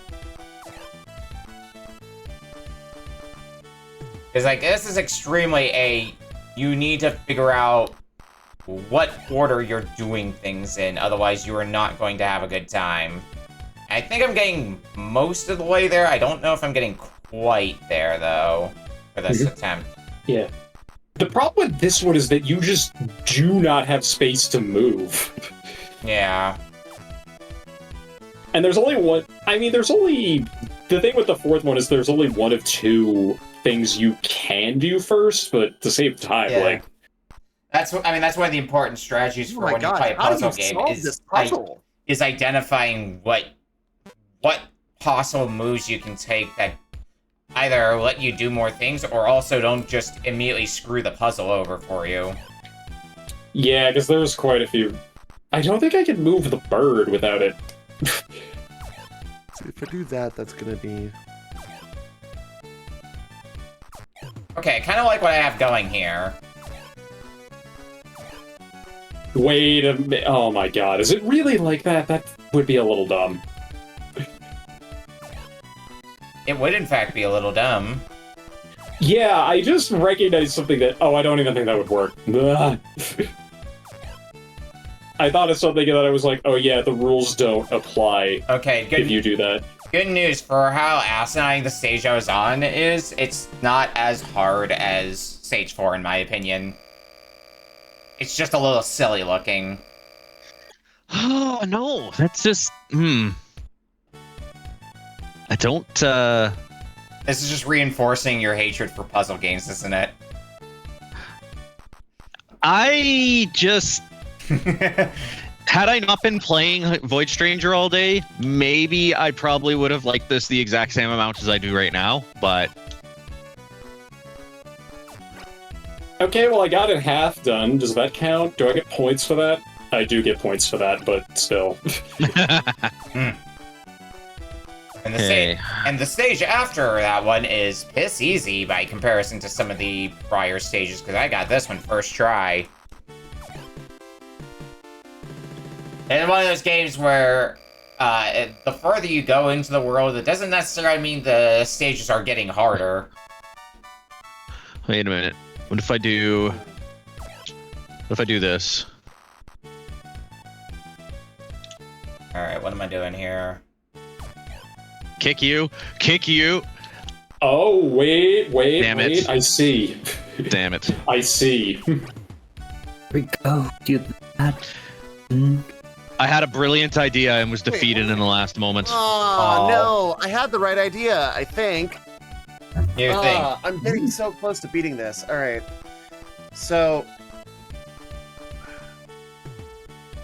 I'm gonna reset this puzzle.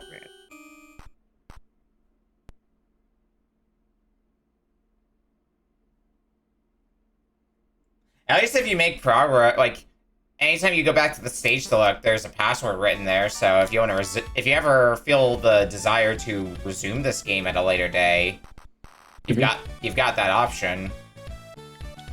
Yeah, it's I just have to remember my password, which is as simple as clipping this VOD. Yeah. Writing passwords down is for losers or something. Alright, what am I doing now at this point? It's like, this is most... Just kicking this fucking squirrel in the face. Yeah. #1 fan of squirrels, right? I love All right. squirrels. Don't get me wrong, I think they're cute. But... 1-3.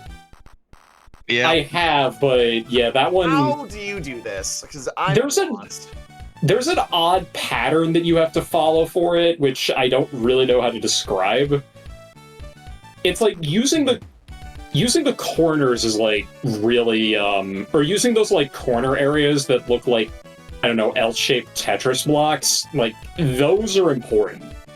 I found like kicking stuff into those corners, because that actually gives you enough room to like punt stuff for easy clears. You get something if that makes sense. corner.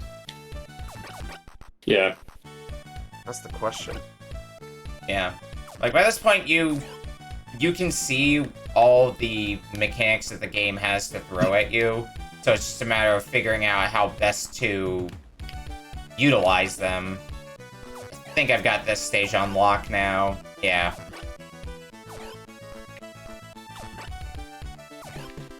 Because, like, most of the puzzles in this game, if I was looking at it, I could not tell you exactly what you need to do. It's very much a game of, if I want to be able to figure out what a puzzle's doing, I have to have the controller in my hands. Oh yeah, this mechanic! Springs! springs. Yeah. You kick a piece into the spring and then it springs back the other way, kickle cubicle style. Oh my god, that sounds... Oh, if you can bank shot like that, that's crazy, but also, like, why? That sounds like... You know, hey, this conventional rule that you know, what if it just, like, didn't exist? Yeah. I mean, there's probably some reason... Like, I kind of see what they're going for with this. And, like, how to use it in a puzzle. It's just kind of like a question of, like... And your body can still block the piece if you need to get a piece into a specific place or something.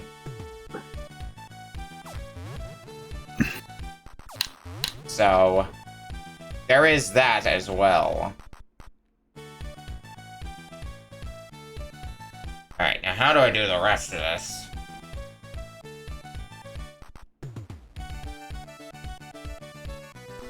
That's the part I don't remember.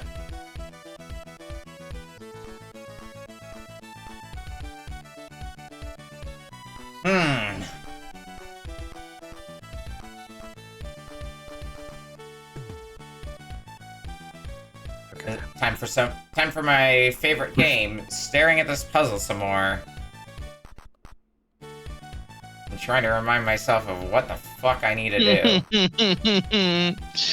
I can't. Y'all, you good? You good? Nope. No, I am the furthest away from good that you could possibly be right now. Let's be honest. Oh boy, oh boy. Okay, let's try this. Let's just... hard to parse. Oh yeah, if you kick a piece right next to the spring, then you can't do anything with that piece anymore. You can't bounce it off and get off the spring anymore. So that's also fun. Yeah. Yeah, you need space to move or it doesn't, like, work or whatever. Yeah. Oh my god, I'm an idiot. Did I just... I see JLambsy has given up on that puzzle and gone somewhere else. Beautiful. This puzzle is not going to beat me, damn it. You got 7 minutes to solve the puzzle. Okay, Market, how did you... I don't understand how you get that one done. I'm playing solitaire. Give me a minute.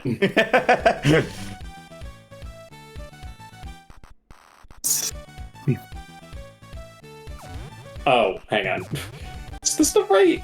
I think that has to be the right one. How am I doing this again? Okay, so, I think I have it. I think I have it. Yeah, I think just a minute. You're seeing it. I think you're seeing the vision. You're seeing the code. Yeah, the... Alright, there we go. Alright. Yeah, I think you're getting it. I'm just gonna let you... I'm just gonna leave you be, because, yeah. Well, now you get to play solitaire. Oh, this is awful, and I hate it. Yeah, no, this is Yeah, you probably got it at the same time. I love this. This is so dumb. Ah, damn it. Most trolly-ass stage you could come up with. The kind of stage that could go, let you know, yeah, the devs were having fun with this one. I think the game after that stage gets a little bit easier, and even that stage isn't nearly as hard as the previous stages. Or the previous stage, period. Fuck the final rehearsal? I don't get what that's supposed to mean. Fuck this, I'm looking up a walkthrough. I can't take this anymore. What am I doing wrong? Like, seriously, what am I doing wrong? Yeah. Well, for starters, you're playing a puzzle game. Hey, this is puzzle game hate. I will not tolerate this puzzle game slander on my retro book club. Like, it's not that it's a bad game. It really isn't. It's just, this is maddeningly difficult. Like... Let's do this. I think I have an idea in my head. Yeah, I think I have this.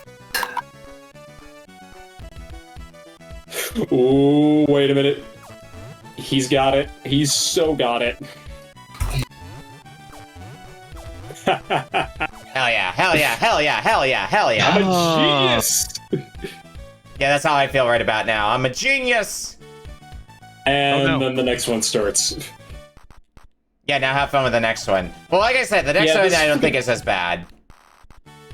That one? Ooh, yeah, I see the... I don't see yet. I thought you saw the vision. Can I go back to playing solitaire? It's just that no matter what I do, it just kind of results in the whole thing being foobar, but I guess I'll start kicking and see what happens. Kick for me, Daddy. Like in real... No. Whoa! Nikki! This is not the time to be horny posting on main right now. What are you doing? Oh my god. Oh, hey, oh yeah, now we got another fun mechanic. Looping stages. Oh, they wrap around. Why do they wrap around? Oh, hang on. I think you could... Oh, I have to break the magic box, of course. It makes so much sense now. Okay, how do I do Now I gotta kick you guys out and get the plot back on track. There we go. Oh yeah, because I think I gotta basically, like, make a wall so that way I can start kicking pieces. Wait, do I need to do that? Did I do that? Did I do that? Steve! Alright, I've got an idea, but I don't know how good of an idea this is going to end up being. Okay, I finished solitaire. Wow, alright. How did you enjoy your time in solitaire? That stage is actually fun. I might be going crazy, but I thought that was actually fun. Yeah, I didn't realize it was possible to get Stockholm Syndrome in 30 minutes, but here we are. That stage was easy. I get what you mean. The Stockholm Syndrome 80% speed run. No, I'm just playing a puzzle game. What do you mean? This is a normal puzzle game for normal people. Yes. Keep telling yourself that. Well, you know we're both puzzle sickos. Like, I don't gotta explain shit. That's my favorite puzzle game, shit. Alright, hang on, I need to actually use my thinking cap. You somehow crashed my Twitch app? Oh, great. I'm once again breaking things for people. All is right in the world, I think. I want to at least get through this stage, because I think I've got what I need to do in this stage pretty much down pat. I just need to... Wow, I just need to execute. I one-shot the stage after solitaire. Wow. Can't put him in the corner. Yeah, like I said, the one after solitaire is very easy once you know it. But... Yeah. It's much easier than the last few stages. Password is cyanine balls. It certainly looked like balls. Gesundheit? Yeah. Probably. Oh my god. Oh, Oh, that's how you... Not yet, surely. I messed up this puzzle. Oh well.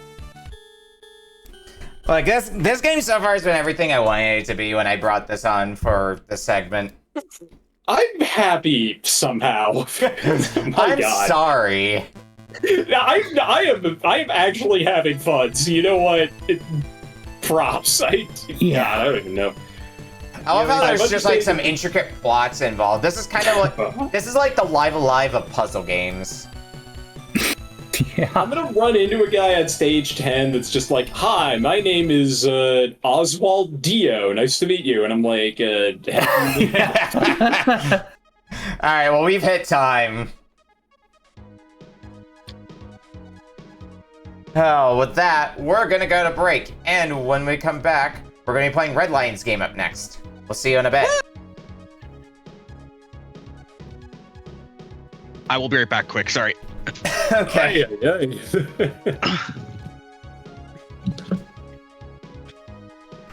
I have baby. You have cat. Yes, I have baby.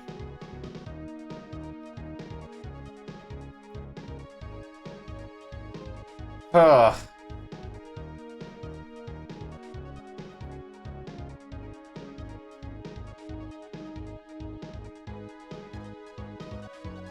Also, games can be exciting. Yeah, I was looking up I SOS. honestly didn't Yeah, mind this game. It's just, not my cup of tea when I think of puzzle games.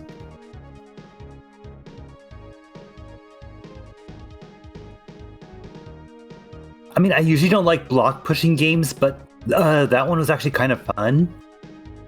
Yeah, I think it's an interesting enough twist on the formula, because you don't really see games with the kind of mechanic of, like, you can kick 2 blocks at once, effectively.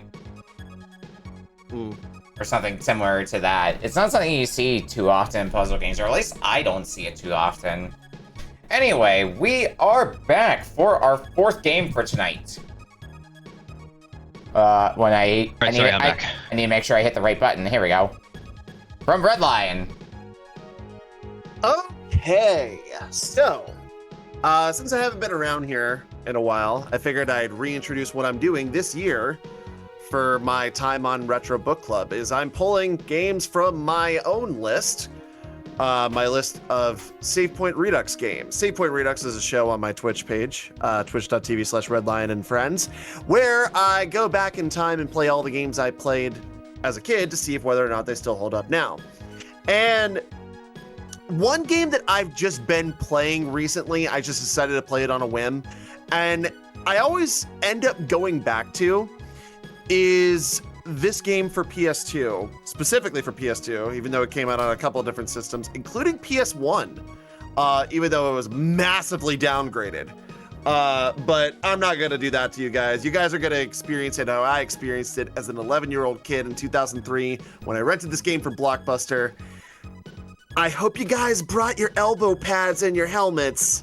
We're going skateboarding. It's time for Tony Hawk's Pro Skater 4, baby. Yep, Tony Hawk's Pro Skater 4, which I'm not going to be able to play the music for at all. Oh, this is an audio jungle. It's not going to have the soundtrack because the soundtrack is all licensed, but all of us who are not streaming are totally going to be able to hear it just fine. Sorry, Nikki. Yeah, I mean, see, that's the thing that OBS did that's a very convenient update in this specific context, is I can have the audio routed so that way I can, because I'm going to be playing off of console, but I'm going to be playing the Xbox version because, interestingly, I don't have the PS2 version. I have it on GameCube and Xbox, but not PS2 for some reason. But anyway. What version are you playing? I'm playing original Xbox version. Oh, okay. Oh wow, you're actually playing this on OG Xbox. Okay. Yeah, I've got a Duke controller here and everything ready to play it with. Oh my god. Oh my god. Yeah, but love to see that. But OBS had an update, so now there's 2 separate things that I can set for each audio source. One for if the stream hears it, and one for if I can hear it. So I can basically route it so that way I can hear the audio, but stream can't, which is probably what I'm going to end up doing for this. So if you're watching on Twitch, this is going to be a very quiet segment from the sound of it. I mean, you could probably pull up your like normal video game music or whatever. Yeah, I'm just going to use my usual playlist during this segment. That's just what I'm going to do for some background audio. I'll be back in a sec because I got to turn on the upscaler.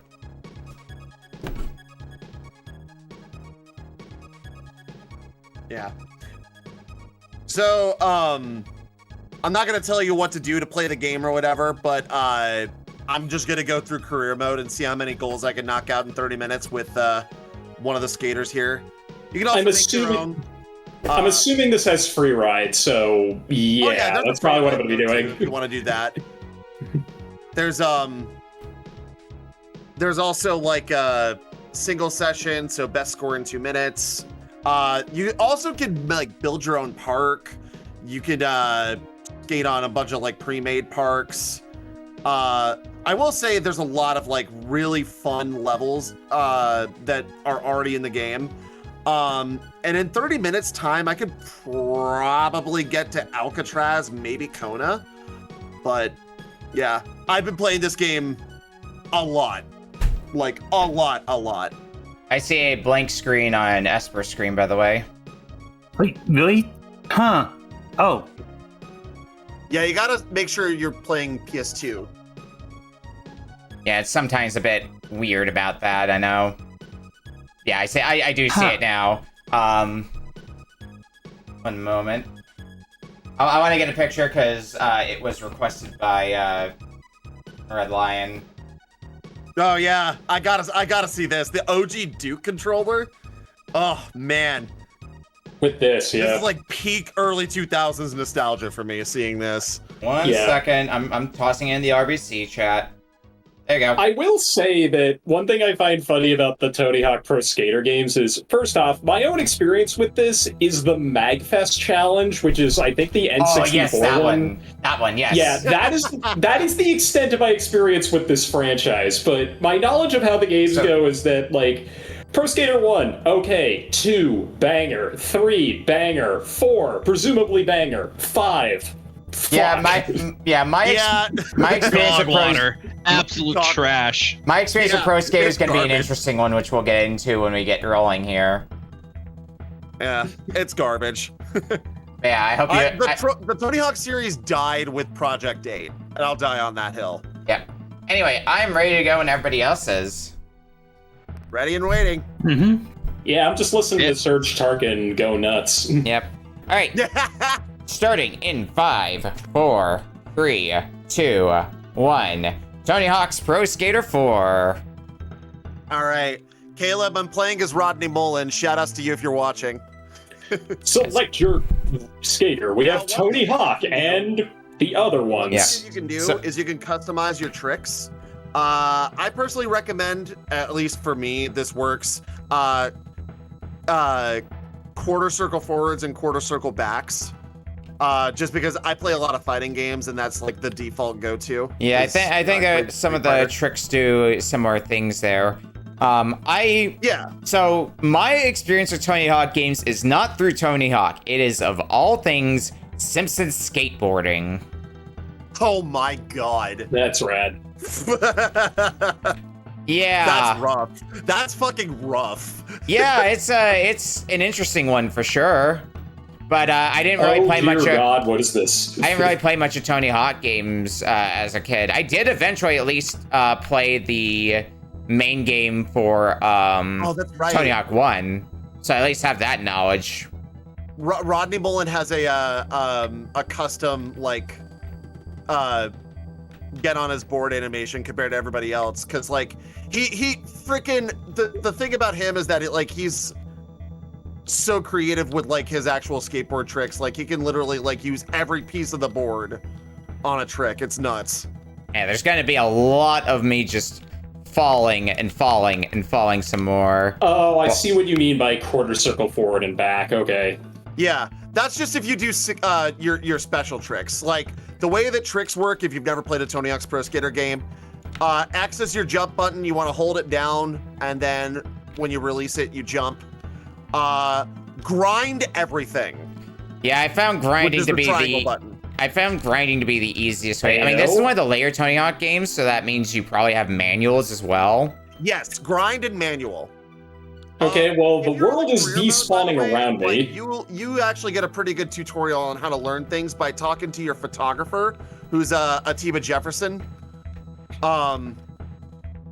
He'll teach you how to play all the games mechanics that you need to learn. Oh, that's good, because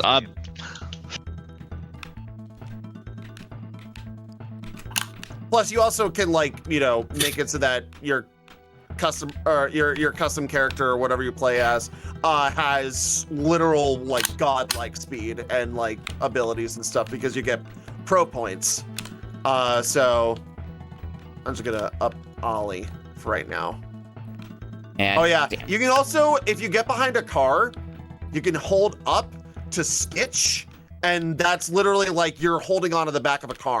Yeah, Jet Set Radio does the same thing as well. Yes. All right, I'm starting to remember this back from the day when I played. Can someone please pay attention to my feed and tell me what the heck is going on? The world just decides to stop existing when I go under it. That might just be a graphical error. Might yeah, be. no, I'm playing the whole thing like this. This is just how this is gonna go. Oh no, I missed the gate! No! Damn car! I should have no Got in my problem fucking hitting the way. score this time, I would hope. Because I'm cooking a lot better with grinds this time around, now that I've gotten the, given myself a bit of a refresher course. So my goal is to try and go through as much of career mode as possible. I don't have 30 cheats minutes. unlocked. Hopefully I unlock Kona. That's gonna be like the ultimate goal. Yeah, this is my first time. Anything over that's gonna be great. Yeah, this is my first time playing Pro Skater 4 specifically, so I'm just kind of winging it. So the difference between Pro Skater 4 versus like the classic Tony Hawk's Pro Skater games is that it's open world, meaning all the missions you basically just go to like the people with the arrows over your heads, and you have missions that you do. Instead of, you know, having like 2-minute runs every stage or whatever. Oh, so that's something that's new to... like, concentrate on whatever goals you want. I personally like this way better than, like, the classic, you only have 2 minutes to skate thing. Because, you know, it's open world. You do whatever you got a lot more freedom to do whatever you want. Yeah. They pretty much, made it so that that's the default in all the rest of the other games as well. Like, I know American Wasteland and the Underground series also have pretty similar. Like, no, that would have been it too. Damn. There, like, yeah. Sorry, I suck at words whenever I play video games. I don't know why. Especially if it's Pro Skater. It's hard. Yeah. It's rough out here in these streets. Yeah, like, I don't know how many of, like, it sounds like JLambsy had played this before. So was... not this one specifically, I played 2. Ah. If you played 2, you could be able to play 4. It's not... I would imagine. Yeah, I'm learning the mechanics a bit, so... It's been a long time since I played 2, though. Yeah. Yes, words are hard, Tommy, I agree. Also, I agree with you, Neversoft is way better than Robomoto. I think everyone in the world agrees with you on that. Yeah, that's pretty common out. That is a mild sauce take. There's nothing wrong with mild sauce. Yeah. I do feel bad for people who haven't played Tony Hawk, because for as iconic of a franchise it is also a pretty steep learning curve if you've never played it before. You know, yeah. You either know how to play this or you don't. That's why luckily, like, I played this, and it sounds like JLambsy has played this a little bit too. Like, this is, you get used to it, but it's like riding a bike. Once you know how to play it, you know how to play every single one of these games. Yeah, here we go. I'm starting to be able to chain some stuff together now. It's just a little hard to do, but once you start figuring out how to manual well, then you get to have some real fun. You know, I'm kind of appreciating the situation here because, man, this is... Yeah, I'm definitely not the one that... Or I'm definitely the one that knows the least. You got a stat point. Why in the world was I trying to do special tricks when I'm just trying to collect skate? You want the style points. You can't do 2 goals at once. Jeez. Not exactly how that works. Oh, that's how you do it. Okay. There we go. I don't know where I am because the wall despawns when I get close. Yeah, I wouldn't necessarily say I could speed run this game. I just know a lot about it. I played this game multiple times on my channel. I mean, playing people this. know this is one of my games. Playing this game as somebody who, for direct Tony Hawk knowledge, kind of is mostly limited to Tony Hawk 1, you can definitely see an improvement between the two.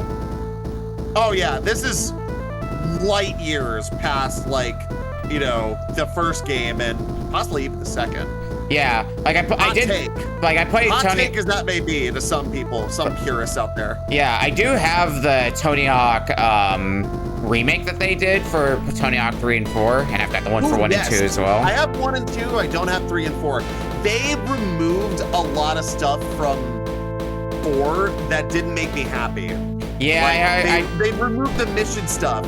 It's just the levels, and I'm just like, bro, no, like, why? Yeah, I heard they made that was what made it so good. Yeah, I heard they made some questionable decisions with 4 in the remake. Let's see. What do you... it's not that the game is bad. It's just like, give us free will. We as gamers deserve it. Sometimes I wonder.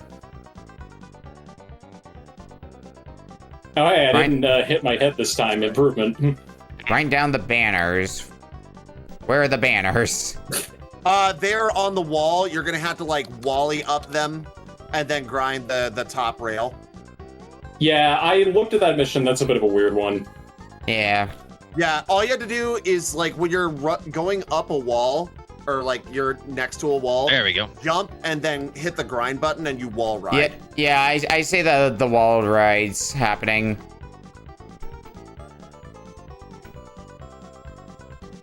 What? That's not good before you? I literally did a double kickflip off that spine transfer. Oh yeah. Also mashing buttons makes you have like, there's like a sort of like a level system with the tricks. Here we go. If you double tap while doing a flip trick, you get like a more advanced trick or whatever. Yeah. All right. Now I've got wallying down. So let's see if I can find the rest of the banners then. They're all wrapped around the this like wall. The outer wall thing. Yeah, because I thought I got all the ones on this side, so I might just need to go to another. Oh no, there's another one here. Okay. Yeah, because it looks like all of them are here. I gotta turn around and I started sketching a car. That's something I think. Yes, that is definitely a thing.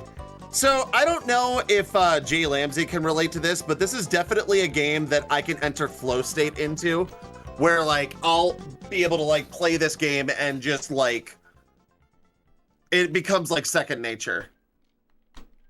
Yeah, absolutely. Like Tony Hawk, like any of the kind of like skating games. So you could take a look at like Tony Hawk, you could take a look at Skate, something like that. You could definitely get a flow state into them.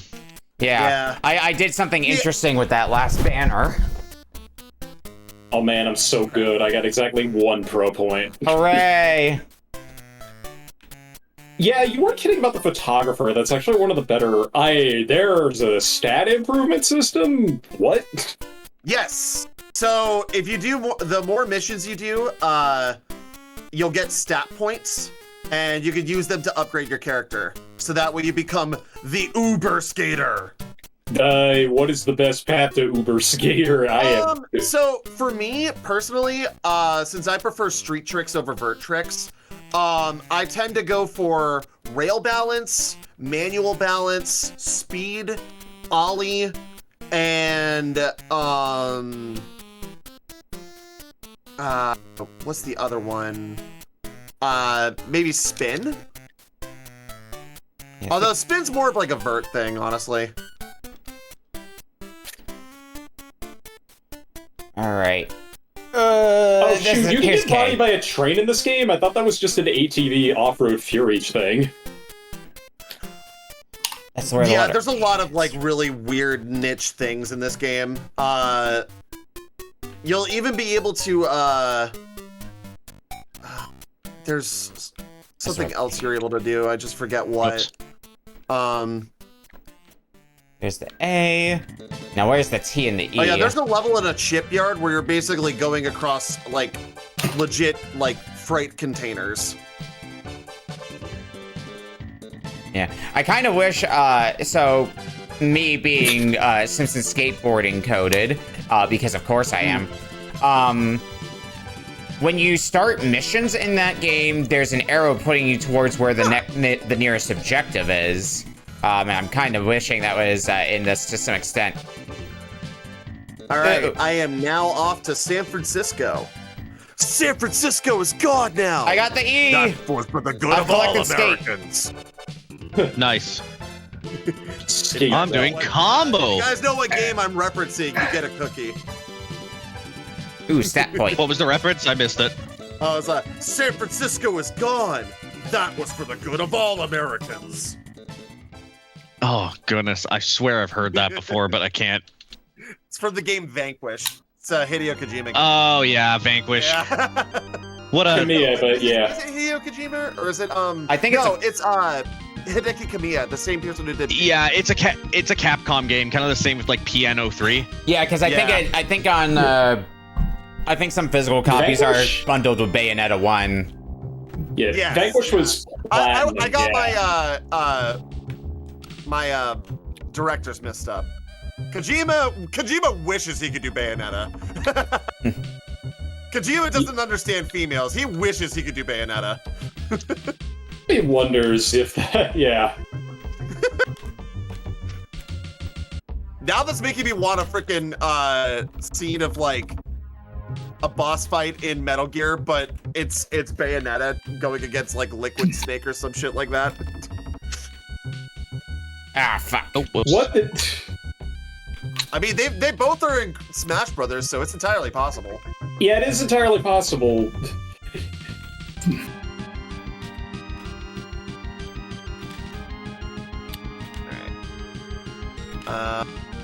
Okay, well. So yeah, in San Francisco, there's also this fun thing here too. So if you go to here, this pier, and get all the birds off in one go, the stage changes. Nice. Oh, interesting. Shark! Ah, fuck. Shark! Shork. Yeah, so sort of in the same vein of what happened in Tony Hawk's Pro Skater 3, if you guys remember like the Canada level, how it would change depending on if you were to hit something. I forget exactly what it was that you would do, but yeah, changeable level environments and shit like that can happen in this game. Also, God damn it. I keep trying to put too many tricks on my things, but I have to get like 70,000 points. No, 75,000. We just sent that shark back down to Davy Jones's locker. That's what we got. Nail the tricks they yell at. Okay. Oh, so for this one, yeah, you just have to do those tricks. I just recommend like just hitting them. Don't try to like hold them or whatever, or like do anything fancy with them. That's exactly what I'm doing. Yeah. Let's try this again.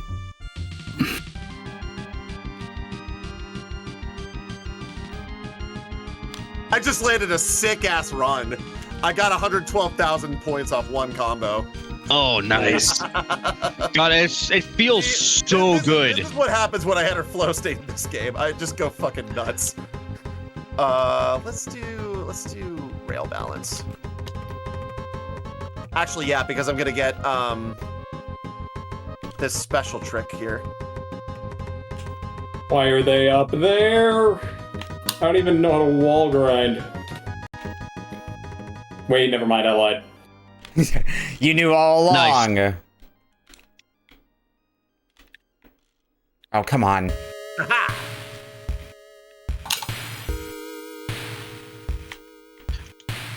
Man, that'd be a fucking sick photo. Someone taking your photo and then Rodney Mullen pull it up and doing a dark slide right behind you. Right? That'd be so sick. Oof, okay. Kind of reminds me of this one, I think it was something I saw on TikTok, ironically enough. Some person, like, in Spain was, like, skating during the solar eclipse, and they literally got a shot where, like, they have, like, a quarter pipe ramp or whatever, and it's right at the same, like, position as the solar eclipse was, or whatever. And, like, they were skating up it so that it got, like, a really nice visual. Yeah. I'll see if I can find it and post it in the server. Sure. Alright, what do I do now? What do you got? Shoot some photos, and let's start with some spine transfers over the wall. Shoot. Yeah, that's the one I managed to do, or the mission I managed to do. Are you trying to go for all the goals? I'm just doing whatever I come across. So, like, I don't know.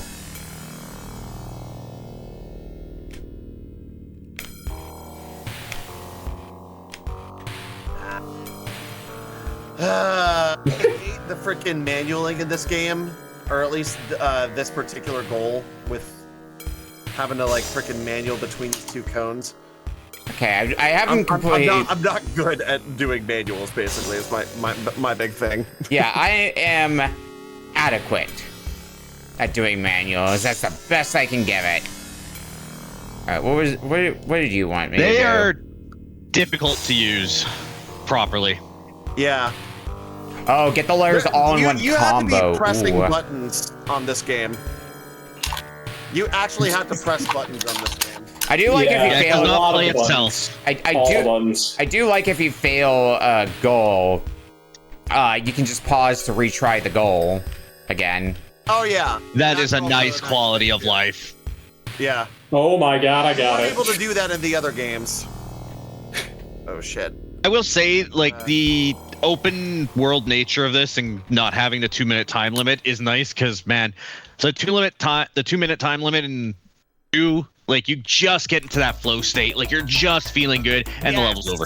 Oh, Yeah. that's such a hard thing, especially in the original Tony Hawk's Pro Skater, because you don't have like any of the stuff that like came with with this game, like no manuals, no spine transfers, no like, you know, double tapping to do other flips and shit.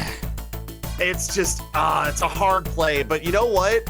I grew up with like playing both 1 and 2 because one of my friends, he had on Xbox, the original Xbox, mind you, Tony Hawk's Pro Skater 2X, which is literally a combination of both games for Xbox, and it's so good.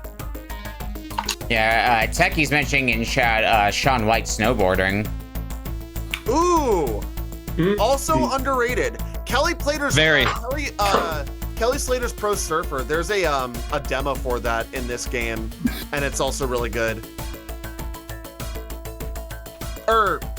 No, is it Pro Surfer? I thought it was the wakeboarding game or whatever. I couldn't tell you. This is usually not a genre that I end up dabbling in too much. Yeah, so I know. My knowledge is sparse. Kelly Slater's Pro Surfer, but I don't think I got that.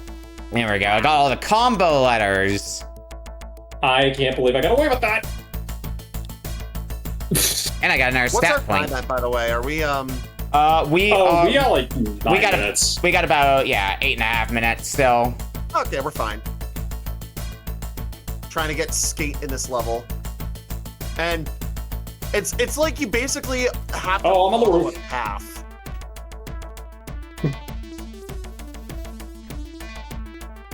Did I interrupt your concentration? No, I'm good. All day, every day. It's okay. I wasn't paying attention to you anyway. And allow me to retort.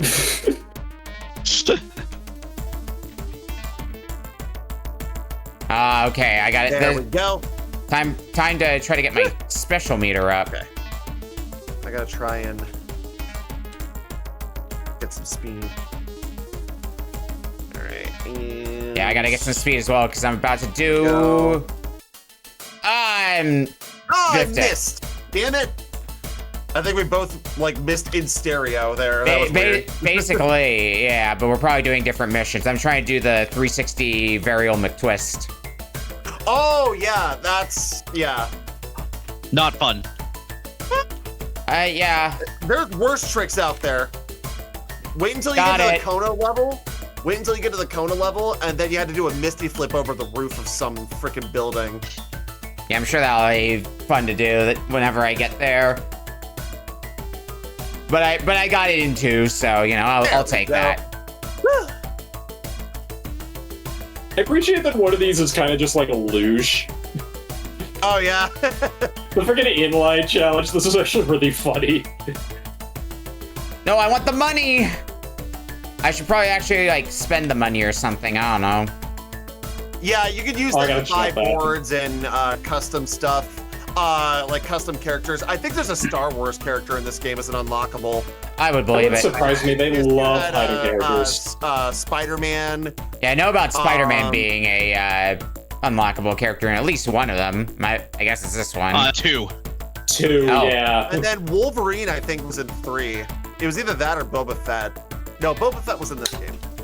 We're gonna say Boba Fett skateboarding just sounds funny. He's got a rocket board. It's unfair. What? What did I do there? Yeah, and I think I remember some of their special tricks also like being named after stuff. Like I think I remember one of Spider-Man's tricks was like does whatever a spider can or something like that. He also used his web. There's also like this, I think she's like an adult film star who's in the game. Because, you know, early 2000s. Yeah.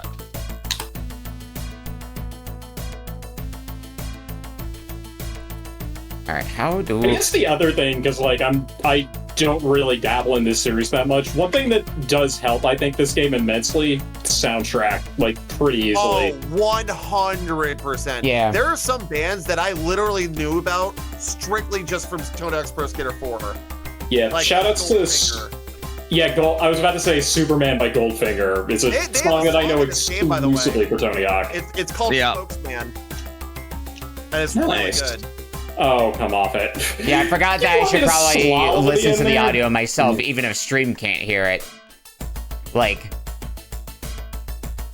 but I mean, like, having played the original, you know, you can't beat the classics like Goldfinger. Yeah. All right, I have unlocked Alcatraz. It's kind of like what I played the ATV Off-Road Fury games, and like Black Alicious and a bunch of other groups are like, yeah, the soundtrack of some of those, like, so much of that just wound up like populating my Spotify playlists like years later.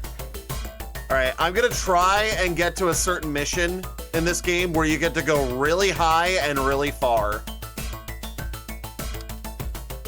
Godspeed.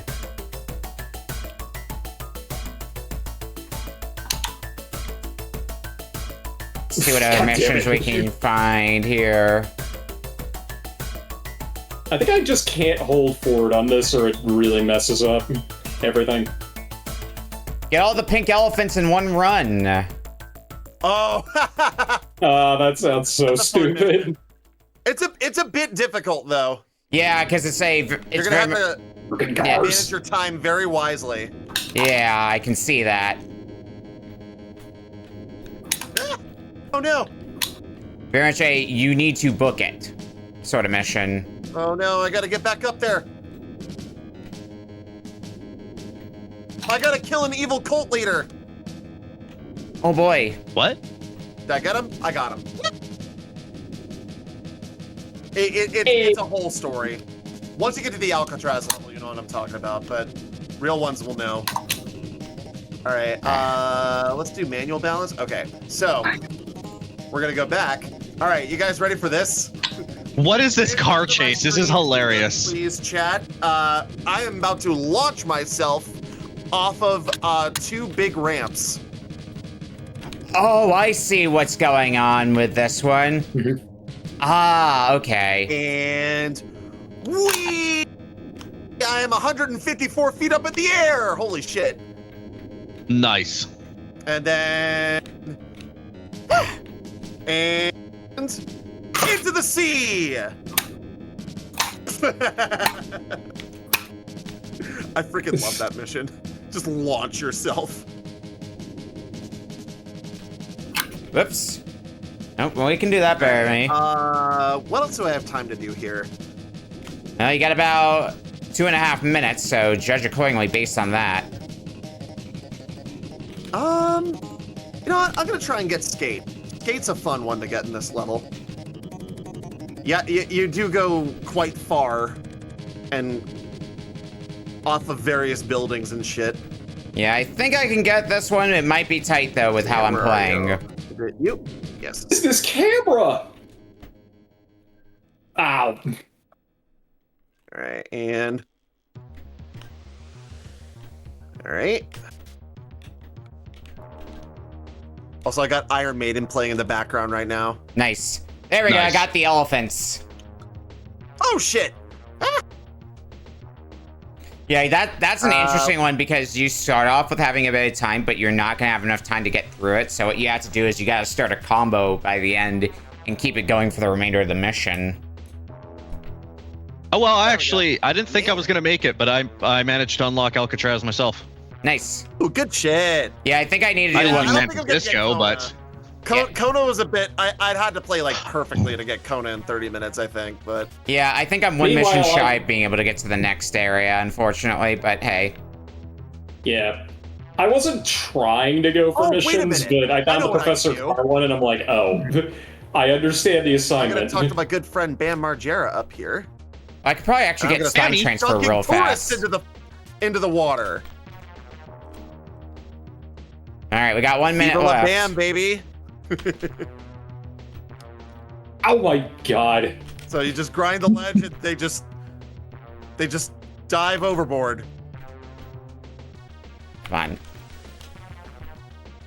You can literally just go up to them too. What is going on with Esper's thing? Oh my god. Mine was broken. What happened there? What happened? So apparently there's some demo if you go into the options. I have, and so I tried the demo, and well, this kind of happened. That's incredible. I'm gonna need to catch the VOD of this in order to figure out what's going on because it's something special. I'm gonna tell you that for free. Yeah, it's Hang on. Let me take a look. Hey, I can forgo this mission. I've had enough. What in the hell is going on? What am I seeing? What am I seeing on here?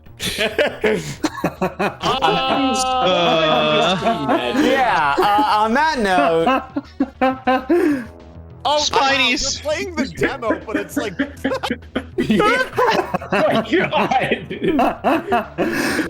I only saw a glitch like this once, and it was in Sonic 06 for reference. Hell yeah, Tony Hawk's Pro Skater 4, about as good quality-wise as Sonic 06. Brand new sentence that I am almost sorry for, because, listen, I know this is an emulator thing, and it's not a thing with a real copy, but holy shit. But, like, it's still so funny. Oh my god. That was beautiful. Oh my god. Alright, on that note, we're gonna go to break, and when we come back, we're gonna be playing our final game for tonight from JLambsy. We'll see you in a bit. You know, I have to wonder. I'm interested to see what you brought. Yeah, in case you're wondering, Tony Hawk's Pro Skater 4, 2 gigs. Yeah, that's what I thought. That was the big one. Yeah, that was the big one. Sorry, guys, but hey, 3.3 gigs, wasn't isn't it? It was. It was some amount. A couple of these are really. It's 3.3 on my end. Yeah, it's like no nonsense good, and then just 3 different flavors of comedy, just like back to back. Like this is such a weird evening. Oh boy. Comedy is fun. And comedy comes in 3s. Yeah. 1 intentional, 3 unintentional. Well, I think Tricky Kick was more of us just going insane from playing a puzzle game for an extended period of time, which, you know, that's a puzzle game.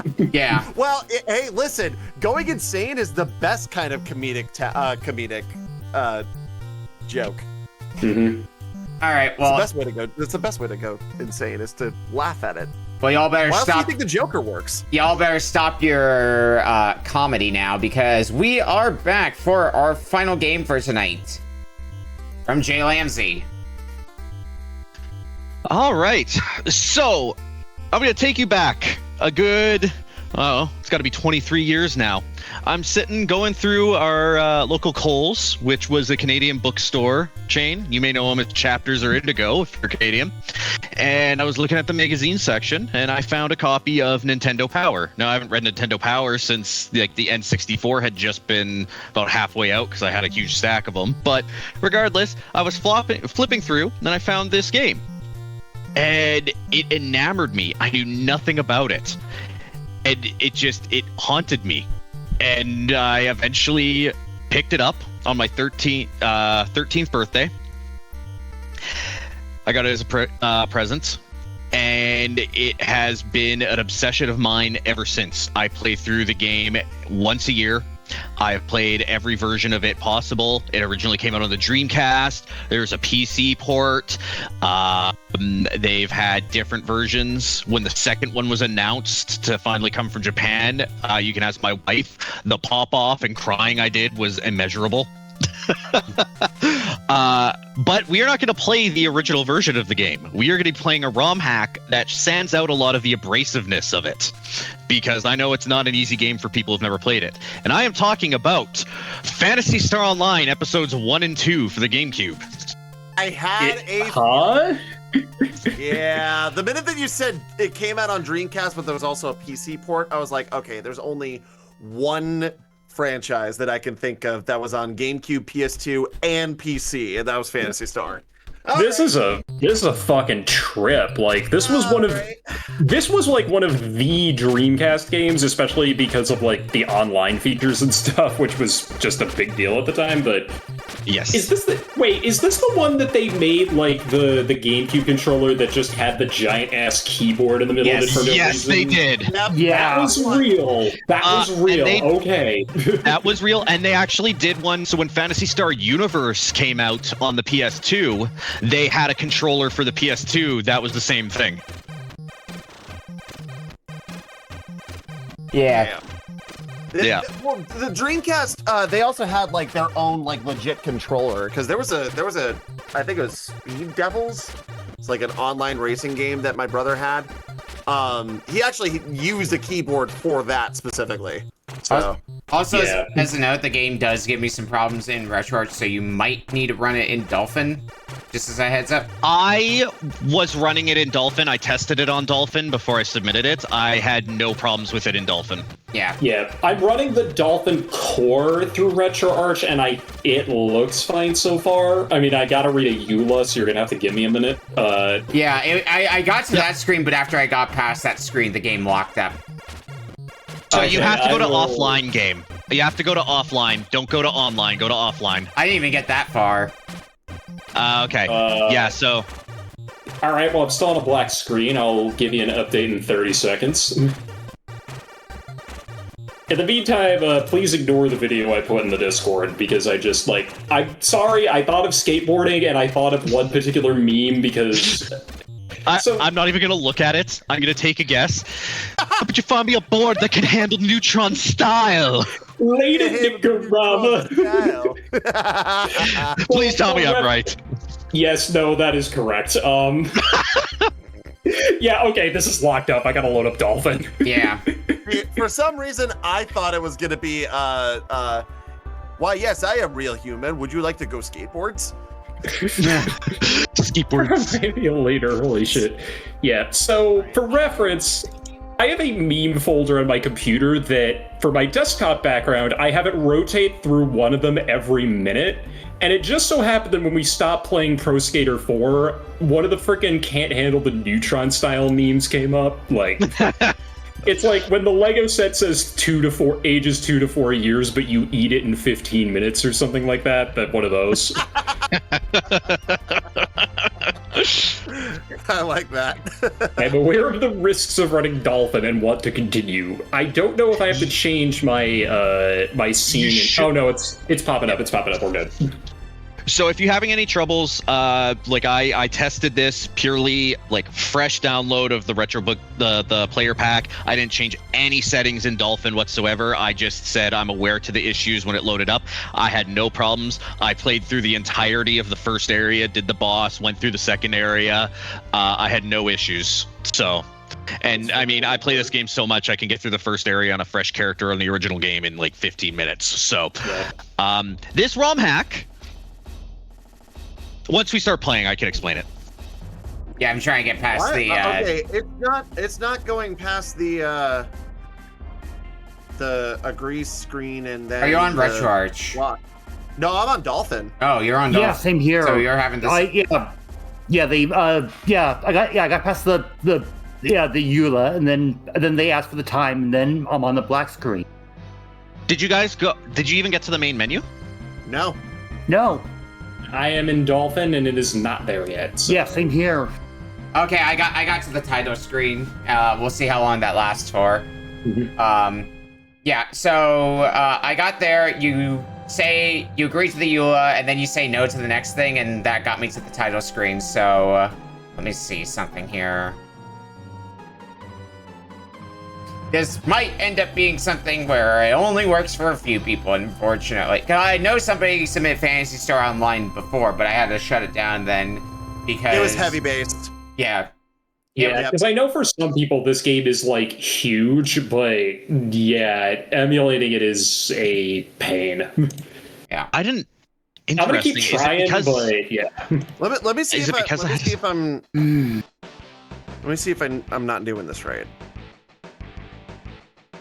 I also already had a save file, so that could have been part of it. Well, but then again, I'm at the actual title screen now from a fresh save, so... Yeah, so do you have to disagree on the EULA, or you agree on the EULA, and then you say no to the next option, because I think that's like, do you want to go to the calendar or whatever? So that's try that. what that is. Okay. Yeah, no, I'm on the title screen. We're good. Okay. Prices might be a bird. Dumb BIOS, fucking GameCube shit. GameCube, yeah. I mean, it's an online game, so it was going to be temperamental, but at least it seems like we're getting there now. Yeah, if I'm the only one that can't go, don't worry about it, because I know enough about this game that I can still probably commentate on what other people are doing, but yeah, I'll just boot up a backup or something. Yeah, and you switched to Dolphin as well by this point, right, Marcus? Yes, I tried it on RetroArch, and I'm booting it up in Dolphin, so yeah, this may be one of those magical works on my machine situations, but... Yeah. I'm sorry. Well, you're good. Like, this is a really good pick, it's just that, like, sometimes these things are just a coin flip. And for what it's worth, this is going to be my first time playing Phantasy Star Online. Earlier this year, I actually went through and played all the classic Phantasy Star games that got released over here, so Phantasy Star 1 through 4, and I had a great time with that whole series.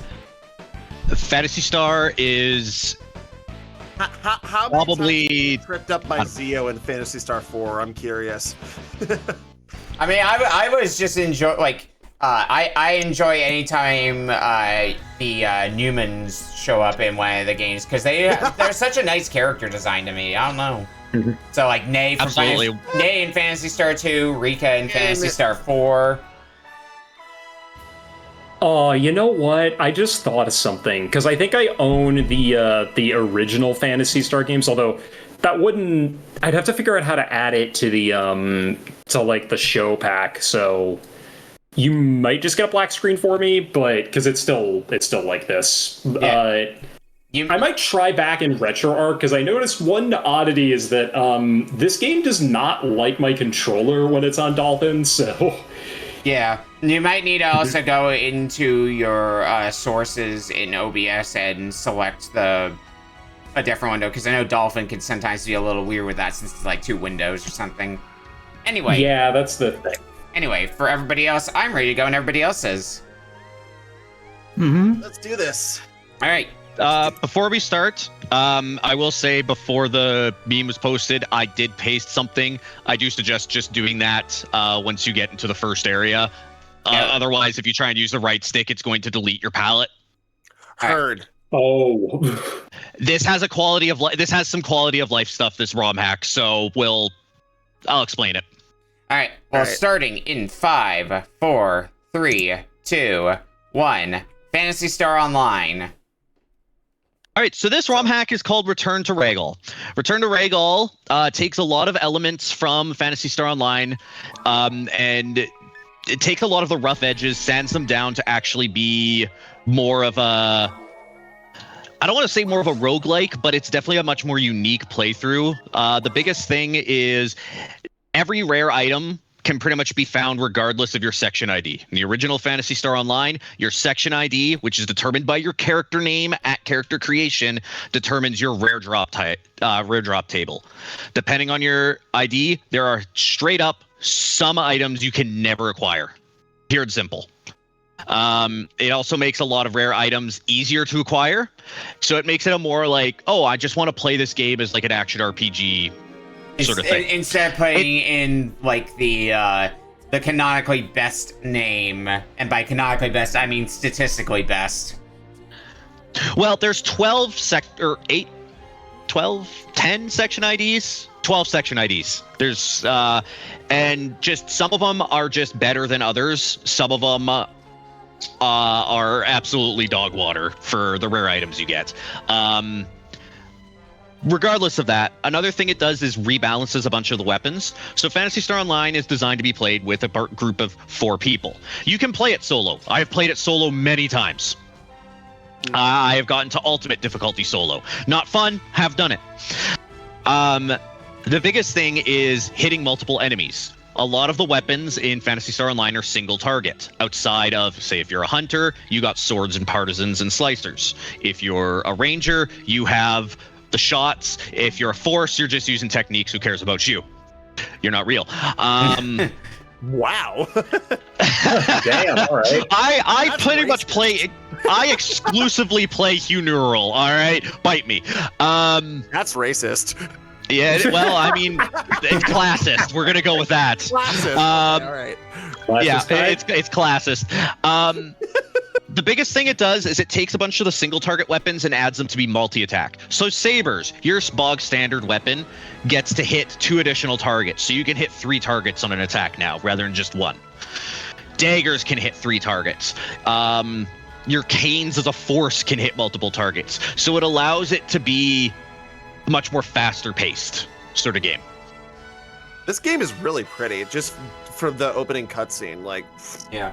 I know it's pre-rendered and everything, but like, man, that's really beautiful. Yeah, since I was talking about Right. liking the Newman race in Phantasy Star, fun story. When I was like my last profile picture when I was actively playing through a bunch of the Phantasy Star games was some cute art I found of Knave from Phantasy Star 2. I think it might be from one of the spin-off games. One of the rare weapons in this game is Nay's Claw. You can get Nay's Claw. You can also get Rika's Claw. Which Yeah, one do I because like? I did a floody. Because I don't know how much of Phantasy Star Online is tied to the classic Phantasy Star series, besides like some fun nods like that. It's debatable. Phantasy Star Online, it's debatable if it takes place in between like 3 and 4, where it takes place in the timeline sort of thing. Whether or not it's an alternate timeline, it's hard to tell. Just gonna go with. Oh, another thing it does is make items drop significantly earlier than they normally would. Getting some types of weapons is nearly impossible until you get to like the 3rd zone. You can find them as early as the first weapon or the first box in What do you Forest. mean 4 characters? Blah. Yeah, I see Marcus is When playing. you exit the principal's office, when you head left, there's going to be a big door, and you just walk through the big door. That's going to lead you to Forest, or the teleporter. There's going to be 2 guards standing out, 1 red, 1 blue. Yeah, I see Marcus's boob looks like Phantasy Star 2. Yeah, I figured I would play along because it wasn't working. So it's like, I have, because of the old Sega Mega Drive Classics collection, I actually own Phantasy Star 2 through 4. So yeah, just threw this on. Yeah, 2 was the first one I played of them, and I enjoyed 2, but I also heard that 2 is like just generally the hardest one of the 4. Oh joy. Yeah. Actually, I'm gonna go with that. At least the most grindy one. 3 is definitely the black sheep, though, of the classic Phantasy Star series, because they try to do some interesting things with 3 that don't Oh my god! always work. Oh, you can do some pretty crazy character things. You can press Alt to center the camera behind your back. Left trigger. Sorry. Oh wow. Oh, there's a mother brain planning everything. That always works well. Could you? No, it's nothing. Take care and good luck. All right, I have movement now. You should probably look at those instructions. Right. So I actually want to go with a different hairpiece then, because customize. Weapons have a 3-hit combo. All weapons can hit 3 times unless it's a specific special weapon that only has 1 attack. You cannot mash. There's a bit of a timing to it. You have light attack or normal attacks, heavy attacks, and if your weapon has a special attacks. Accuracy is lower on heavy attacks and special attacks, but gets higher the further along in the combo chain it is. I expect what I am going to be doing as somebody who has not played much of this game is just like wandering around and seeing what the sites are, which I'm kind of okay with. I got the section ID blue full. Yep. I don't know what that means, but just like I said, determines your random drop table or your rare drop table. Yeah. Something that's mostly going to be irrelevant to the casual player. It sounds like, anyway. Esper, you may need to, go back into a safer area, like past that gate. Enemies can't go through into rooms, and you might have to fix the pallet there. Because I see it's empty on your stream. I did post instructions for it. There is a quality of life patch in this, and it uses your right thumbstick to have multiple palettes when originally you only have 1, so you can only have 6 buttons. This effectively allows you to have 24, but you have to do a little bit of fuckery around with it. Yep. Let's go fight I debated doing just the normal, but I thought something that takes a little bit of the abrasiveness out. It's still a hard game. It's not an easy game. I mean, it's a MMO, so yeah. Now, offline does have reduced enemy stats. It is designed for single player play. Yeah, I have to wonder if somebody's made like fan servers for like the GameCube version of Phantasy Star Online. Yes. Absolutely. So it is the most popular server out there right now. It's called Affinia. It mainly runs off the PC version Blue Burst. But they do have a GameCube server there, and it's actually very popular in Japan. Oh, interesting. Yeah, it has a very large Japanese community. Yeah, because like this is from an era of like online gaming was still like a pretty new concept, at least on console. Because I think the Dreamcast was one of the first consoles that had built-in online functionality, and the GameCube obviously did because of this game, but like, I forget exactly how you got it to work. You needed a network adapter. That's what it was, yeah. You needed a peripheral. It's one of the very rare games that you can actually play online with GameCube and shit. There were another one. Many games. Another one was Phantasy Star Online Episode 3, Card Revolution, which was a card game. Yeah, that's one that I'm going to be playing later on Demo Disc on my stream. Funnily enough, I own a physical copy of it. Recommending that one to me. It is. Funnily enough, so Blue Burst, I've said it a couple of times now. Blue Burst is essentially episode 4. So if you went storyline wise, it does actually mean that Card Revolution is canonical to the story of Phantasy Star Online. So where exactly am I going again? So head out. I think you're in the shop. Probably head out and go to the right. And you can press L to put the camera behind your character. Okay.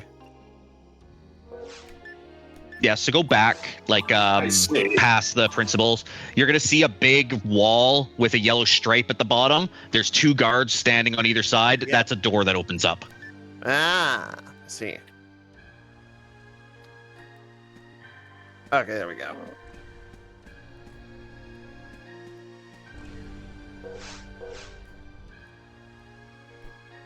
Here we go. Okay, now I'm seeing, because like on instinct, I'm looking through the information that JLambsy provided. On instinct, I'm using the right stick to move the camera around, so that keeps messing with me. And yeah, and that's why I was like, when I saw that, I'm always hesitant about doing this, and I'm like, I still think if someone's going to experience it for the first time, this is probably a better way of doing it. Probably. And so this is why I wanted to provide those instructions. Yeah. Yeah, it's... The stick seems to be for, like... Correct me if I'm wrong. It seems like the stick is primarily used for switching between, like, presets. Well, normally all the seed stick does on the GameCube controller is... I'm not lost. Normally all the C-Stick does is let you go through menus. On the GameCube controller. Because remember, keep in mind, this was designed originally for the Dreamcast, which didn't have a second thumbstick. Yeah. So, pointing it over, they try to make some things work. Yeah. Okay, so you could just hover over it and then use the A button to pick up items. Gotcha. Yeah.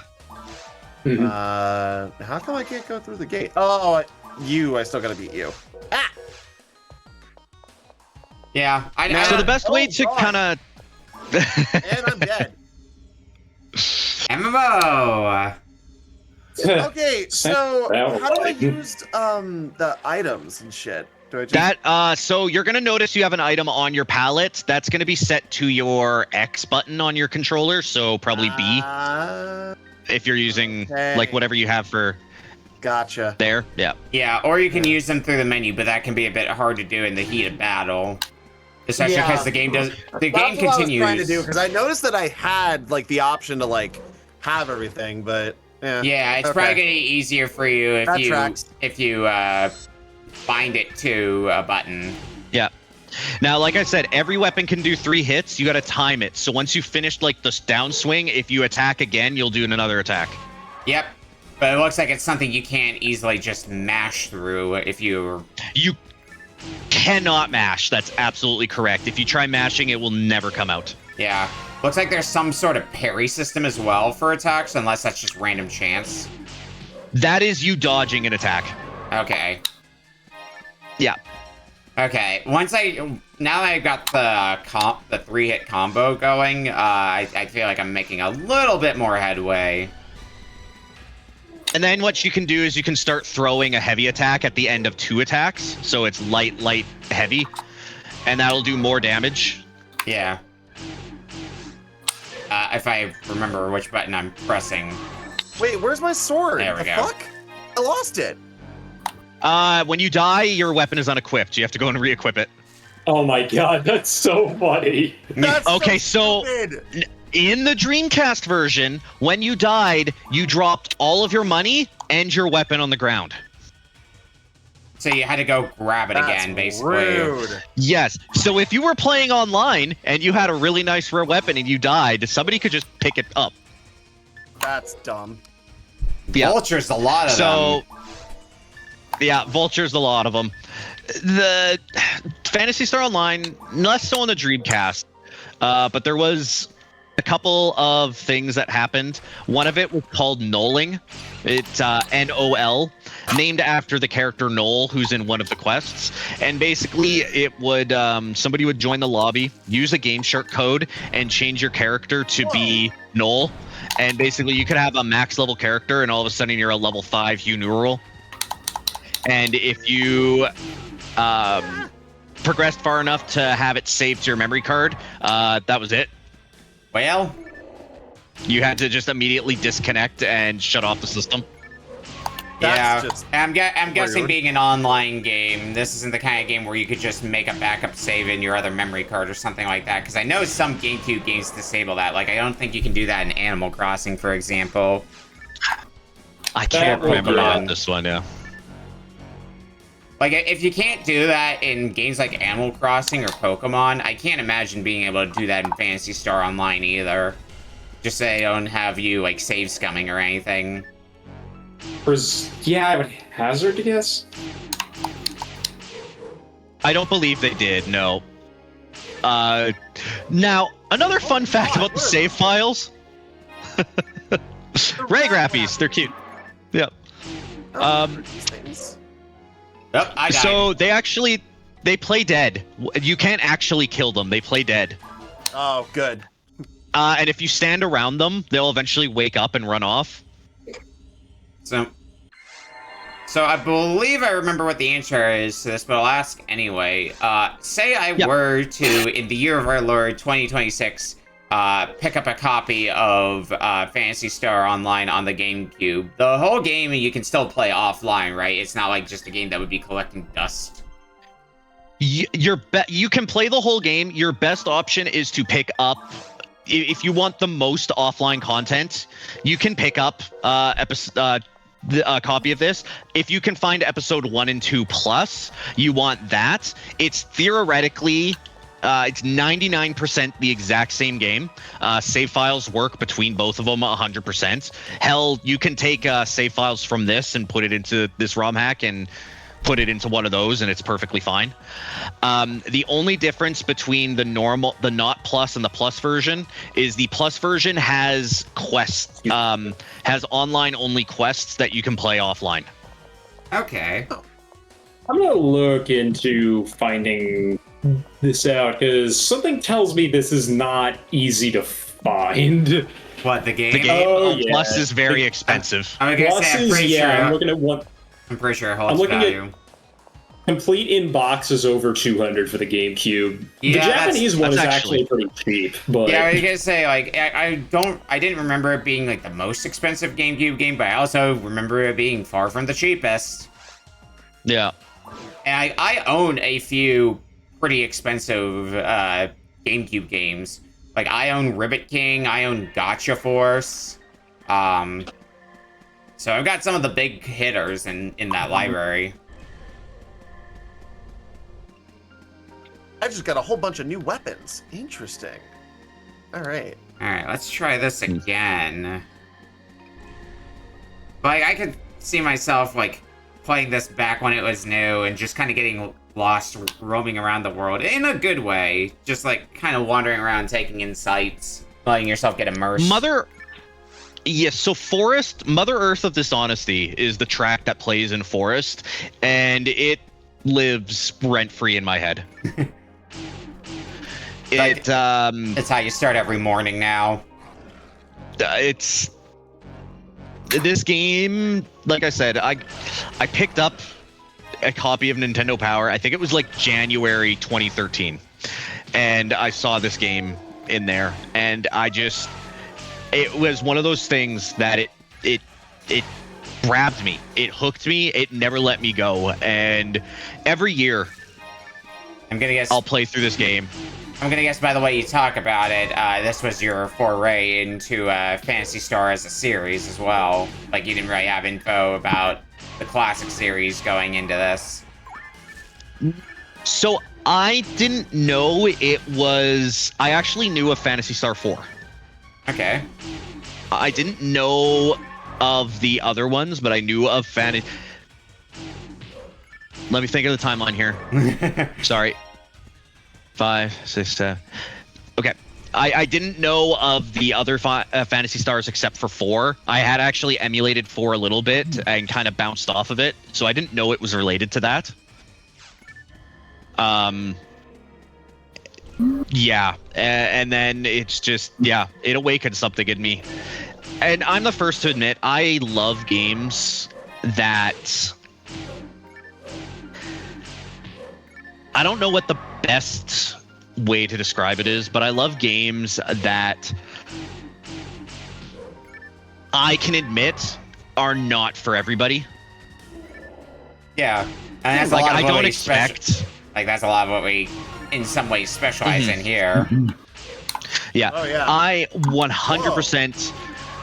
I've introduced this game to so many people in various forms. More than probably 75% of them have bounced off of it whatsoever. Yeah. A couple of people have fallen in love with it. But it's one of those things. It's like I introduced people to Monster Hunter back when I worked for a game store, and I was the first person to say it's not for everybody, but if you like it, you're gonna find a series that Monster Hunter is definitely under that bubble. I mean, I think this one kind of falls under that by proxy of being an MMO. No. That would be like free world, right, for Monster Hunter? Yeah. Well, even World at the time, because I lived in a city that was very much not. I introduced my best friend and his brother to Monster Hunter Freedom on the PSP. They ended up both buying PSPs in Monster Hunter Freedom, and our bus rides to and from high school were literally just playing Monster Hunter. That rules. That does rule, yeah. Yeah. Yeah. Well, Monster Hunter Freedom Unite, 2, and then Unite came out. Yeah, it was great. But the best way to think of this game is MMO is thrown out a lot. This is more like Diablo. Yeah. Yeah, I'm noticing that actually. Oh man, I died. So the big thing is that when a weapon drops, you're gonna notice that if you can equip it. By the way, if you can't pick up anything, your inventory's full. Yeah, I'm seeing that now. You can use a telepipe to go back to town, or you can die. Yeah, I'm guessing there's a storage system. Otherwise, I just gotta sell some things. There is a bank. You're going to sell 90% of the stuff that you pick up. There's certain things. If it's a yellow name, you're going to keep it. You are going to notice that when a weapon drops and you can use it, there's two. If you can immediately equip it, it's going to be white or green. If you can't equip it or immediately equip it, but you can use it, it won't have an X next to it. Also interesting that using the telepipe doesn't immediately send you back, but I guess I'm assuming the way it works is you use the telepipe, you go back to town, and then once you use it to go back to where you were, it disappears. I'm assuming that's how that is correct. It operates. Yes. Yes. Okay. Now, if you notice that a weapon is green, it's because it actually has some percentages to it. So every weapon can drop with one of 4 main percent. Well, it can drop with 4 main percentages, and then there's a 1 hidden one. That's technically not until late game. But you're going to notice the enemies in Forest are all attribute native. So a weapon can drop with native, altered beast, I'm drawing a blank here, machine, and dark. Beast? What? Yeah. Rise from your grave. Yeah. In case you didn't know, this was a Sega game. Yeah, there's probably references everywhere. This game is how you officially got the Tails Chow in Sonic Adventure 2 Battle on the GameCube. No kidding. Yep. This is how you officially got the Tails Chow. There was a mission specifically for it. There was so much dumb stuff with the Chow Garden that I never figured out. Yeah, but the thing is you needed to do the mission to get the Chow, transfer it to Sonic Advance 1 on the Game Boy Advance using the cable, and then transfer it from Sonic Advance into Sonic Adventure 2 Battle. You know, because normal ways of handling things are for suckers. Yeah. I had 4 of the cables because I had Crystal Chronicles. That's fair. So, I mean, that's how you do it. Yep. And that's the same thing for me, except instead of Crystal Chronicles, it was 4 Swords Adventures. Yeah. But then one of the things I do... yes, weapons can drop... Sorry, go ahead. I think one of the things I do like about Phantasy stories, like... And this particularly goes for the original series due to the era it was in. In an era where a lot of RPGs were like fantasy RPGs, this was more of a futuristic take on it. It's kind of the same reason why Earthbound sticks out, is because it's a more modern take on the RPG genre, which was pretty standout-ish at the time. Yeah, it was largely confined to fantasy stuff, and, well, fantasy is in the name, but spelled with a PH, so, you know, it's different. Yeah. And I do apologize. I've noticed as I'm talking, I'm sure my wife is giggling to herself as she's listening to this. I can talk for hours about this game and everything. If you want me to shut up, please do, because I can keep spitting out facts like nobody's business. Why would I ask you to stop? I was gonna say, this is somebody gushing about a game they like. This is a safe space to get out all of your neurodivergent interests. Oh my god. Yeah, fair enough. Have you seen half the stuff that I submitted here? I'm like, oh man, I love this game, and everybody else is like, ah! Oh my god. Do you remember the time that I put up, what was it, Bushbuck Global Treasure Hunter? Oh my god. That was a fun time for me and me alone. Yeah. Everybody's got a game like that. I just happened to play a lot of entertainment games growing up. That's just me. Yeah. I appreciate it. We have about 4 minutes left going by the clock. Yeah, I knew I wasn't going to get through fucking Caves 1 in half an hour. Caves 1 on normal is the worst thing in this game. Oh, I'm still killing things in the forest.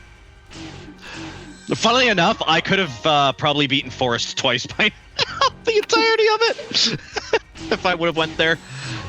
But no, so the reason this is more like Diablo is there's always going to be a bit of a loot grind, even if they're rare weapons. Weapons drop with percent. If it drops with, say, 40% native, that means it does 40% extra damage to native attribute enemies. A weapon can drop with up to 3 percentages. So, but it can only ever be 2 of the main 4. There is the hidden 3rd percentage, or 5th percentage, sorry, called hit, which, as it says, raises your attack accuracy by that percentage. So you could find a really rare 1 in 1,000 drop chance weapon, and it could theoretically be worse than a common weapon just because the percentages aren't good on that. And so it's Diablo in the fact that you're always kind of looking for the same gear but better. Mm-hmm. Yeah. It's the same with the armor. Armor actually has defense value, an evasion value, and then they can drop with up to 4 slots for equipping units. So the same 2 pieces of armor can actually be completely different as far as like the stat wises go. And that goes with the rare armors as well. And the rare shields. I finally made it to Forest 2. Woo! Hooray, I'm still wandering around in Forest 1. I don't even try to hide emulator settings, goodness. I guess it's been a bit more of a struggle for you, Esper. Well, the game itself, no. The hack part, yeah. The hack part kind of confuses me. Is it the palette swapping? Yeah. I think the thing that you did skip over is what is defined as a palette. Because when you say palette, without knowing anything about this game, I assume like color palette, but I assume that's like that's like presets of actions. Yeah. Your palette is the action menu under customize. My apologies. It's known as the action palette. Yeah. So So the right stick basically switches between presets, and I think it said L and R when you press them together in the menu that saves a preset or something to that effect. I haven't experimented with it much, but once I stopped using the C stick, it got a little less confusing for me because I haven't been accidentally swapping off of my palettes as much now. As somebody who has played this game extensively back on the GameCube, and everywhere that it is where it doesn't have a right thumbstick, I don't hit it at all. Yeah. So, and that was going to be my only problem with bringing it, but I'm gonna go ahead and do that. Yeah, I think one of the things that something I've learned extensively from seeing people gush out the game that they bring, or something similar to that, even in other spaces. Sometimes the game is so engrossed into your head, it doesn't occur to you what might be second knowledge to you may not be very like apparent to somebody who's playing it for the first time, like, and has no manual. Yeah. I mean, I've played. I own this game. I played it. I've beat it. It's just the whatever the hack does with the palette is not jiving with. It's like something that messes with your muscle memory. I think so. Yeah, that would make sense as well. Like at some point later, like I might want to get the original version and try and see how that compares and see like all the difference, because like it's something where when you play one of them you don't really experience the differences, but if you play the original and the hack, you get that understanding of like what exactly has changed. Anyway, we hit time a bit ago, like 50 seconds ago. We're at time. What was that? I mean, this has been an interesting set of games for sure. Well, let's go ahead and have a look at what we played this week. So, we started tonight with Brave Fencer Musashi. Sick game. Sick game. Such a sick game. Yeah, definitely fun game, but pretty hard.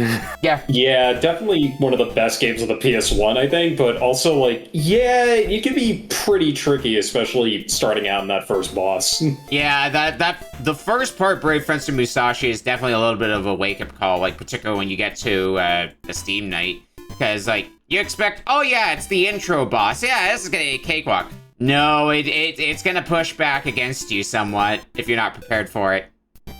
What was I the only one who didn't think that the Steam night was that hard?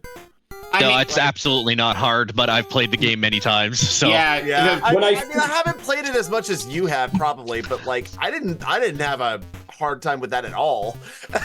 Yeah. When you figure it out, I don't think it's that bad, but figuring it out and getting used to the fact that there's no checkpoint at any point, getting used to that. Like, the reason why I didn't struggle with it either is because I literally played Brave Fencer Musashi yesterday, so it was pretty fresh in my mind because of that. Alright, game number 2, SOS for Super Nintendo. I need to give this game a better try. I need to give this game a fair shake whenever my brain is actually working. Yeah, because my brain did not want to work. Like my brain did not want a brain.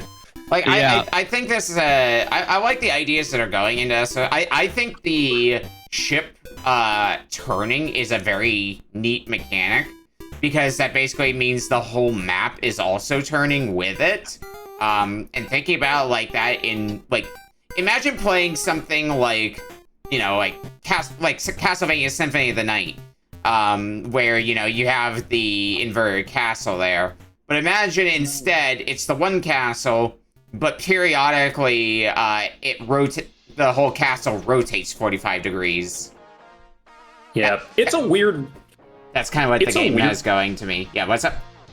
It's a weird one, but like considering everything else in Vic Tokai's catalog, it's right where it belongs. And yeah, I was gonna say for Vic Tokai standards, this is pretty solid, I would say. Mm-hmm. Yeah, I appreciate the older style of adventure games, specifically like some of the console and DOS title ones that we were talking about, but also like. Whew, yeah, that was, it's definitely a game where once you know how to beat it, you can write a strategy guide for it in your sleep, but also, like, getting to that point is definitely a lot of, like, trial and error, and the way that I looked up later, the way it handles, like, the character system is very cool, because, like, I think the Caprice, or whatever his name was, the character that I think a lot of us picked, like, apparently has a harder time convincing people to follow him, but is also the character that you, like, learn the routing of the game with, because he's more maneuverable than anybody else. Yeah. Compared to, like, the character that has the map, or the character that can heal people, meaning that it's really easy to take care of them once you know where they are. Like, it's got a lot of neat ideas, but is very clunky. Mm-hmm.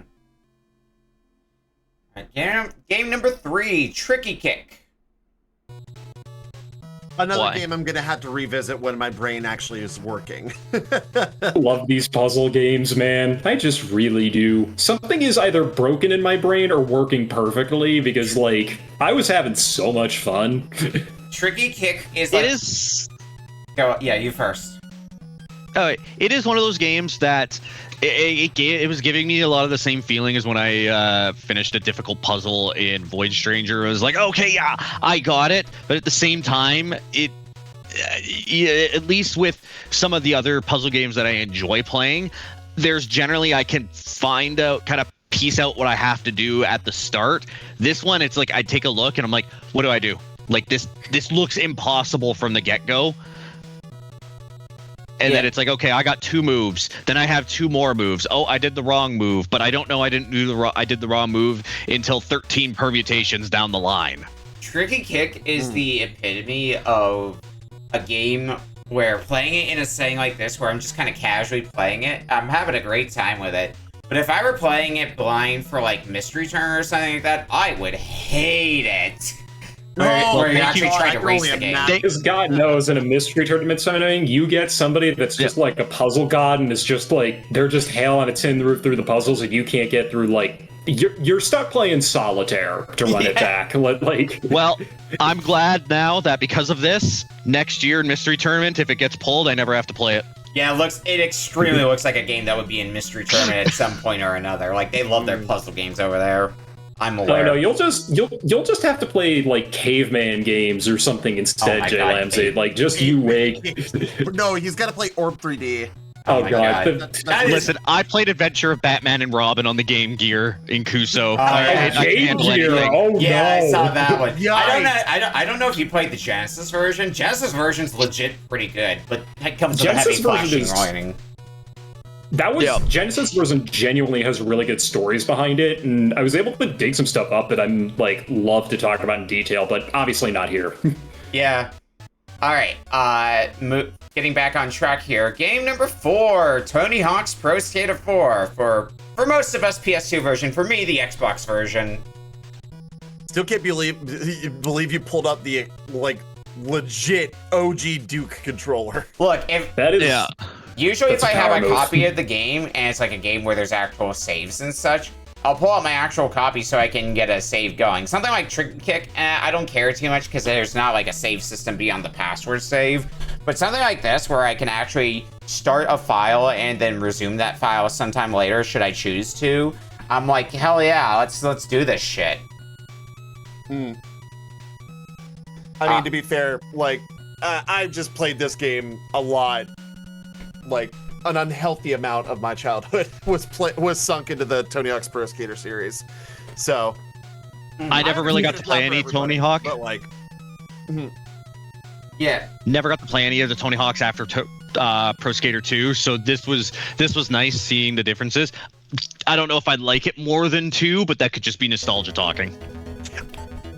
Completely understandable take. Tony Hawk's Pro Skater 2 for a lot of people is like the best one, so I get it. Since we had a Tony Hawk game and we're talking about Pro Skater 2 here, I gotta bring out the classic image that I always bring out every time that comes up. I'm putting it in the Discord right now, and I'll get it up on stream in a second here for everybody else to see. Boil him, mash him, stick him in a stew. I love that picture so much. It is so stupid. I mean, I had fun. I'm saving that, and I'm giving that to my friend. Love that image so much. I'm probably gonna save that one for later. That's very good. Wrong source. Yeah, for anyone who hasn't seen this before, there you go. Tony Hawk's Potater 2. Tony Hawk's Potater. Oh goodness! I just saw the source that you grabbed. Oh, yeah, no. I grabbed the wrong source, but I was trying to enlarge the picture to show that. Yeah. It's so stupid, and I love it. Anyway, final game for the night: Phantasy Star Online. You know what it kind of reminded me of? You said Diablo, but there was a game that it kind of reminded me of. I'm trying to remember what it was called. It was a game I played recently. Sword of Etheria was what it reminded me of a little bit.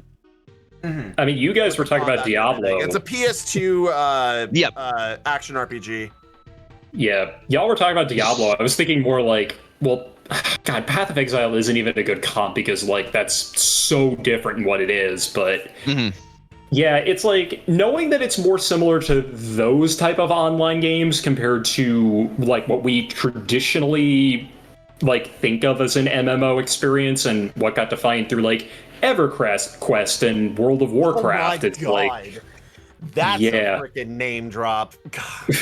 Well, if you know the history of WoW, you'll inherently know the history of EverQuest is very intertwined with it. Yeah. I mean, yeah, just seeing how those paths diverged in terms of like online play is definitely it's definitely a great history lesson in peace. And God, I remember like different outlets like Screw Attack would gush about PSO a lot back in the day. Like, I mean, I didn't get to experience it, but I mean, Phantasy Star 2 is kind of neat.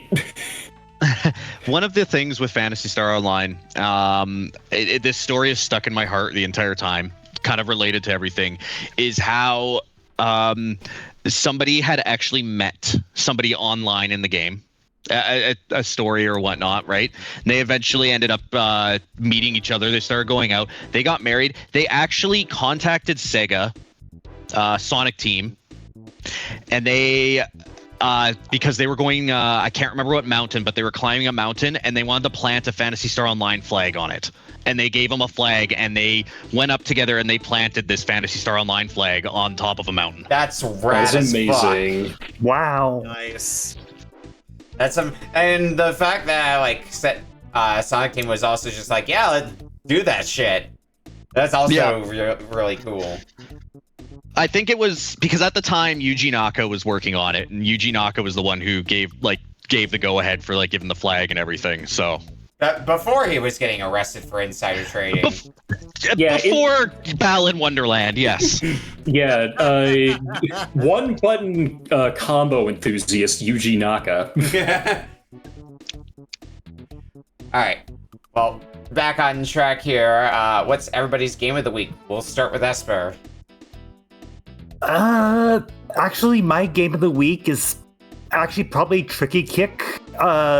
With an honorable mention to Phantasy Star Online. If it was the original one, it probably would be my game of the week. But I am gonna give it an honorable mention because I do love the game. Damn, JLambsy handicapping his own game, putting a ROM hack on it. Hey, I don't care. I wanted a chance to experience the ROM hack. All right, bite me. Yeah, that's fair. That's fair. What's your game of the week, though, JLambsy? Well, somebody who's played a lot of Phantasy Star Online, I really like my Return to Ragol ROM hack. But if I'm not going to pick one of my own, I got to go with Brave Fencer Musashi because I love that game. All right, Marcus?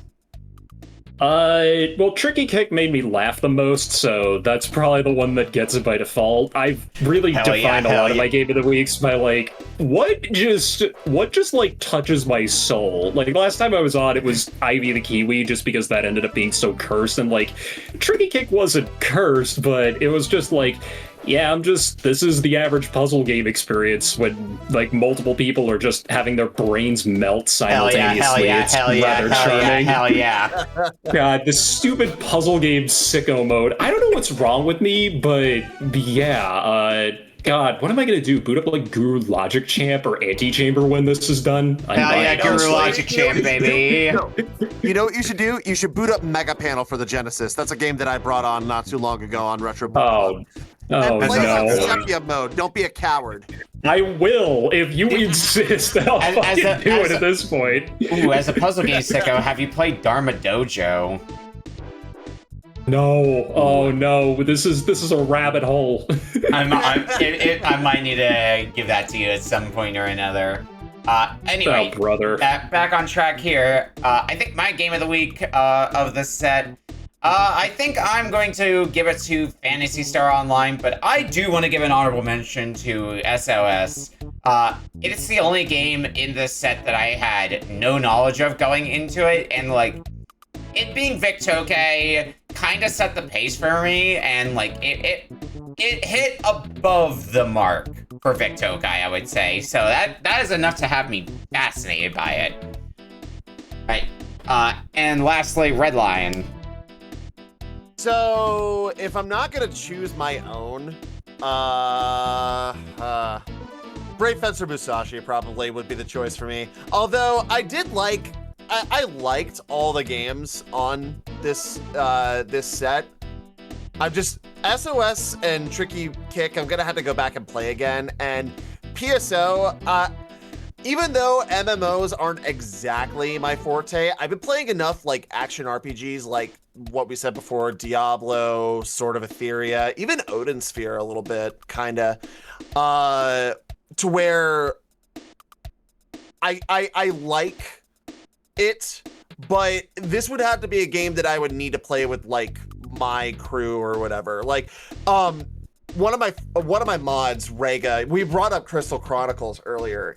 He is trying to get us to play Crystal Chronicles, do like a campaign of it, because he swears up and down it is so much better when you actually play in a campaign. And I feel like this would be the same, it'd be in the same camp. Like, you got to play it with like an actual like campaign of like 3 other people. All right. And with that is a wrap for this week. So what do people have going on that they want to promote? We'll start with Esper. Okay, so I usually stream Tuesdays and sometimes Thursdays. Lately, I've been trying to go through Sword of Vermilion, which has been kind of interesting. Yeah, I still need to play that myself.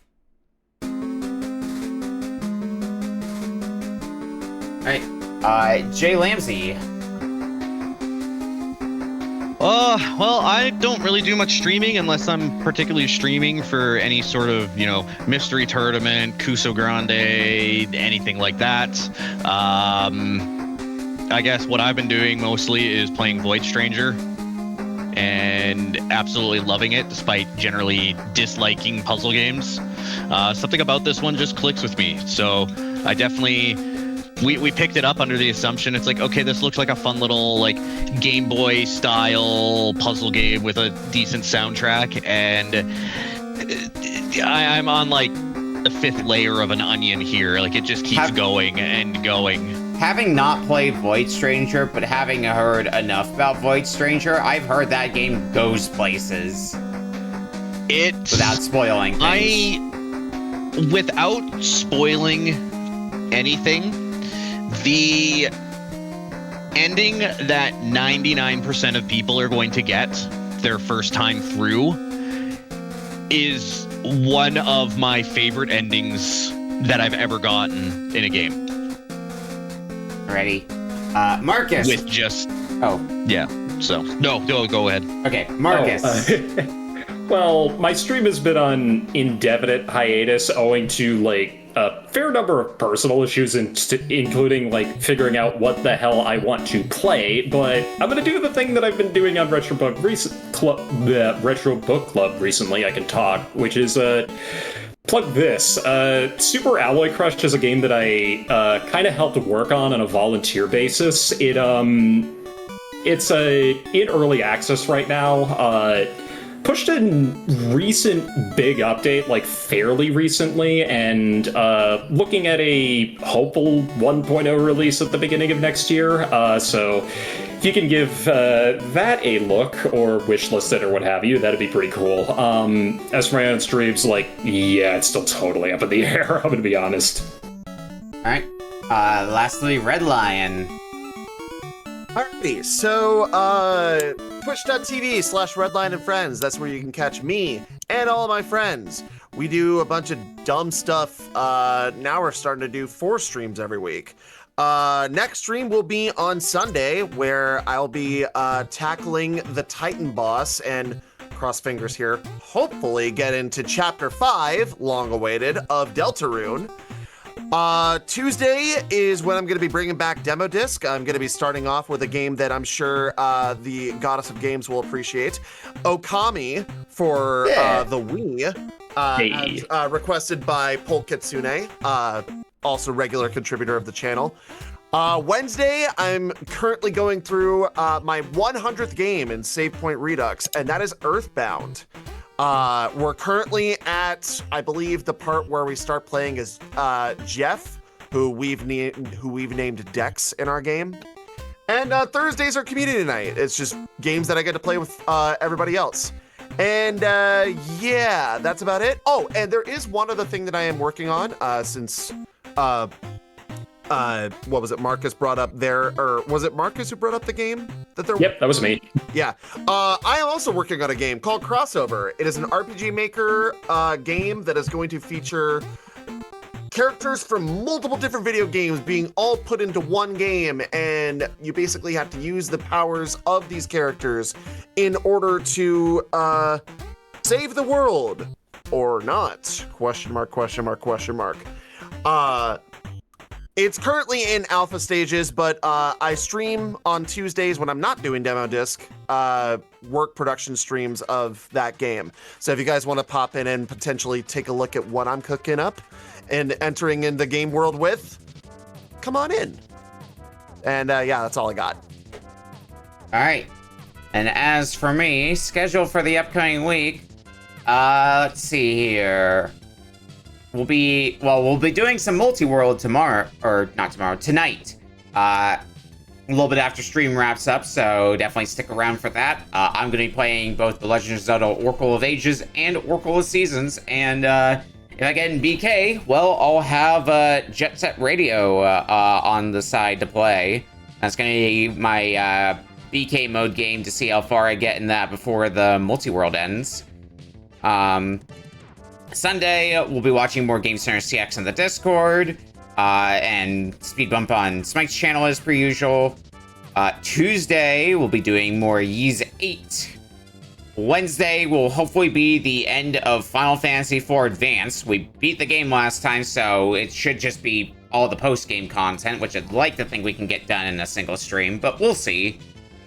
Thursday is more Brave Fencer Musashi, and next Friday we'll be back for more Retro Book Club and more questionable games.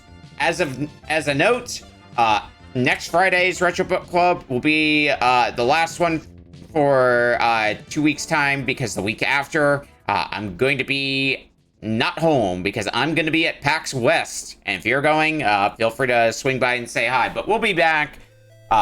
So we'll have an episode next week. And then we'll be back in 2 weeks' time. So that would be the 11th of September. That will be back. PAX West? Oh, hey, I'm going to be there too. Oh, hey, we can meet up at some point or another. Anyway, let's go find somebody to raid.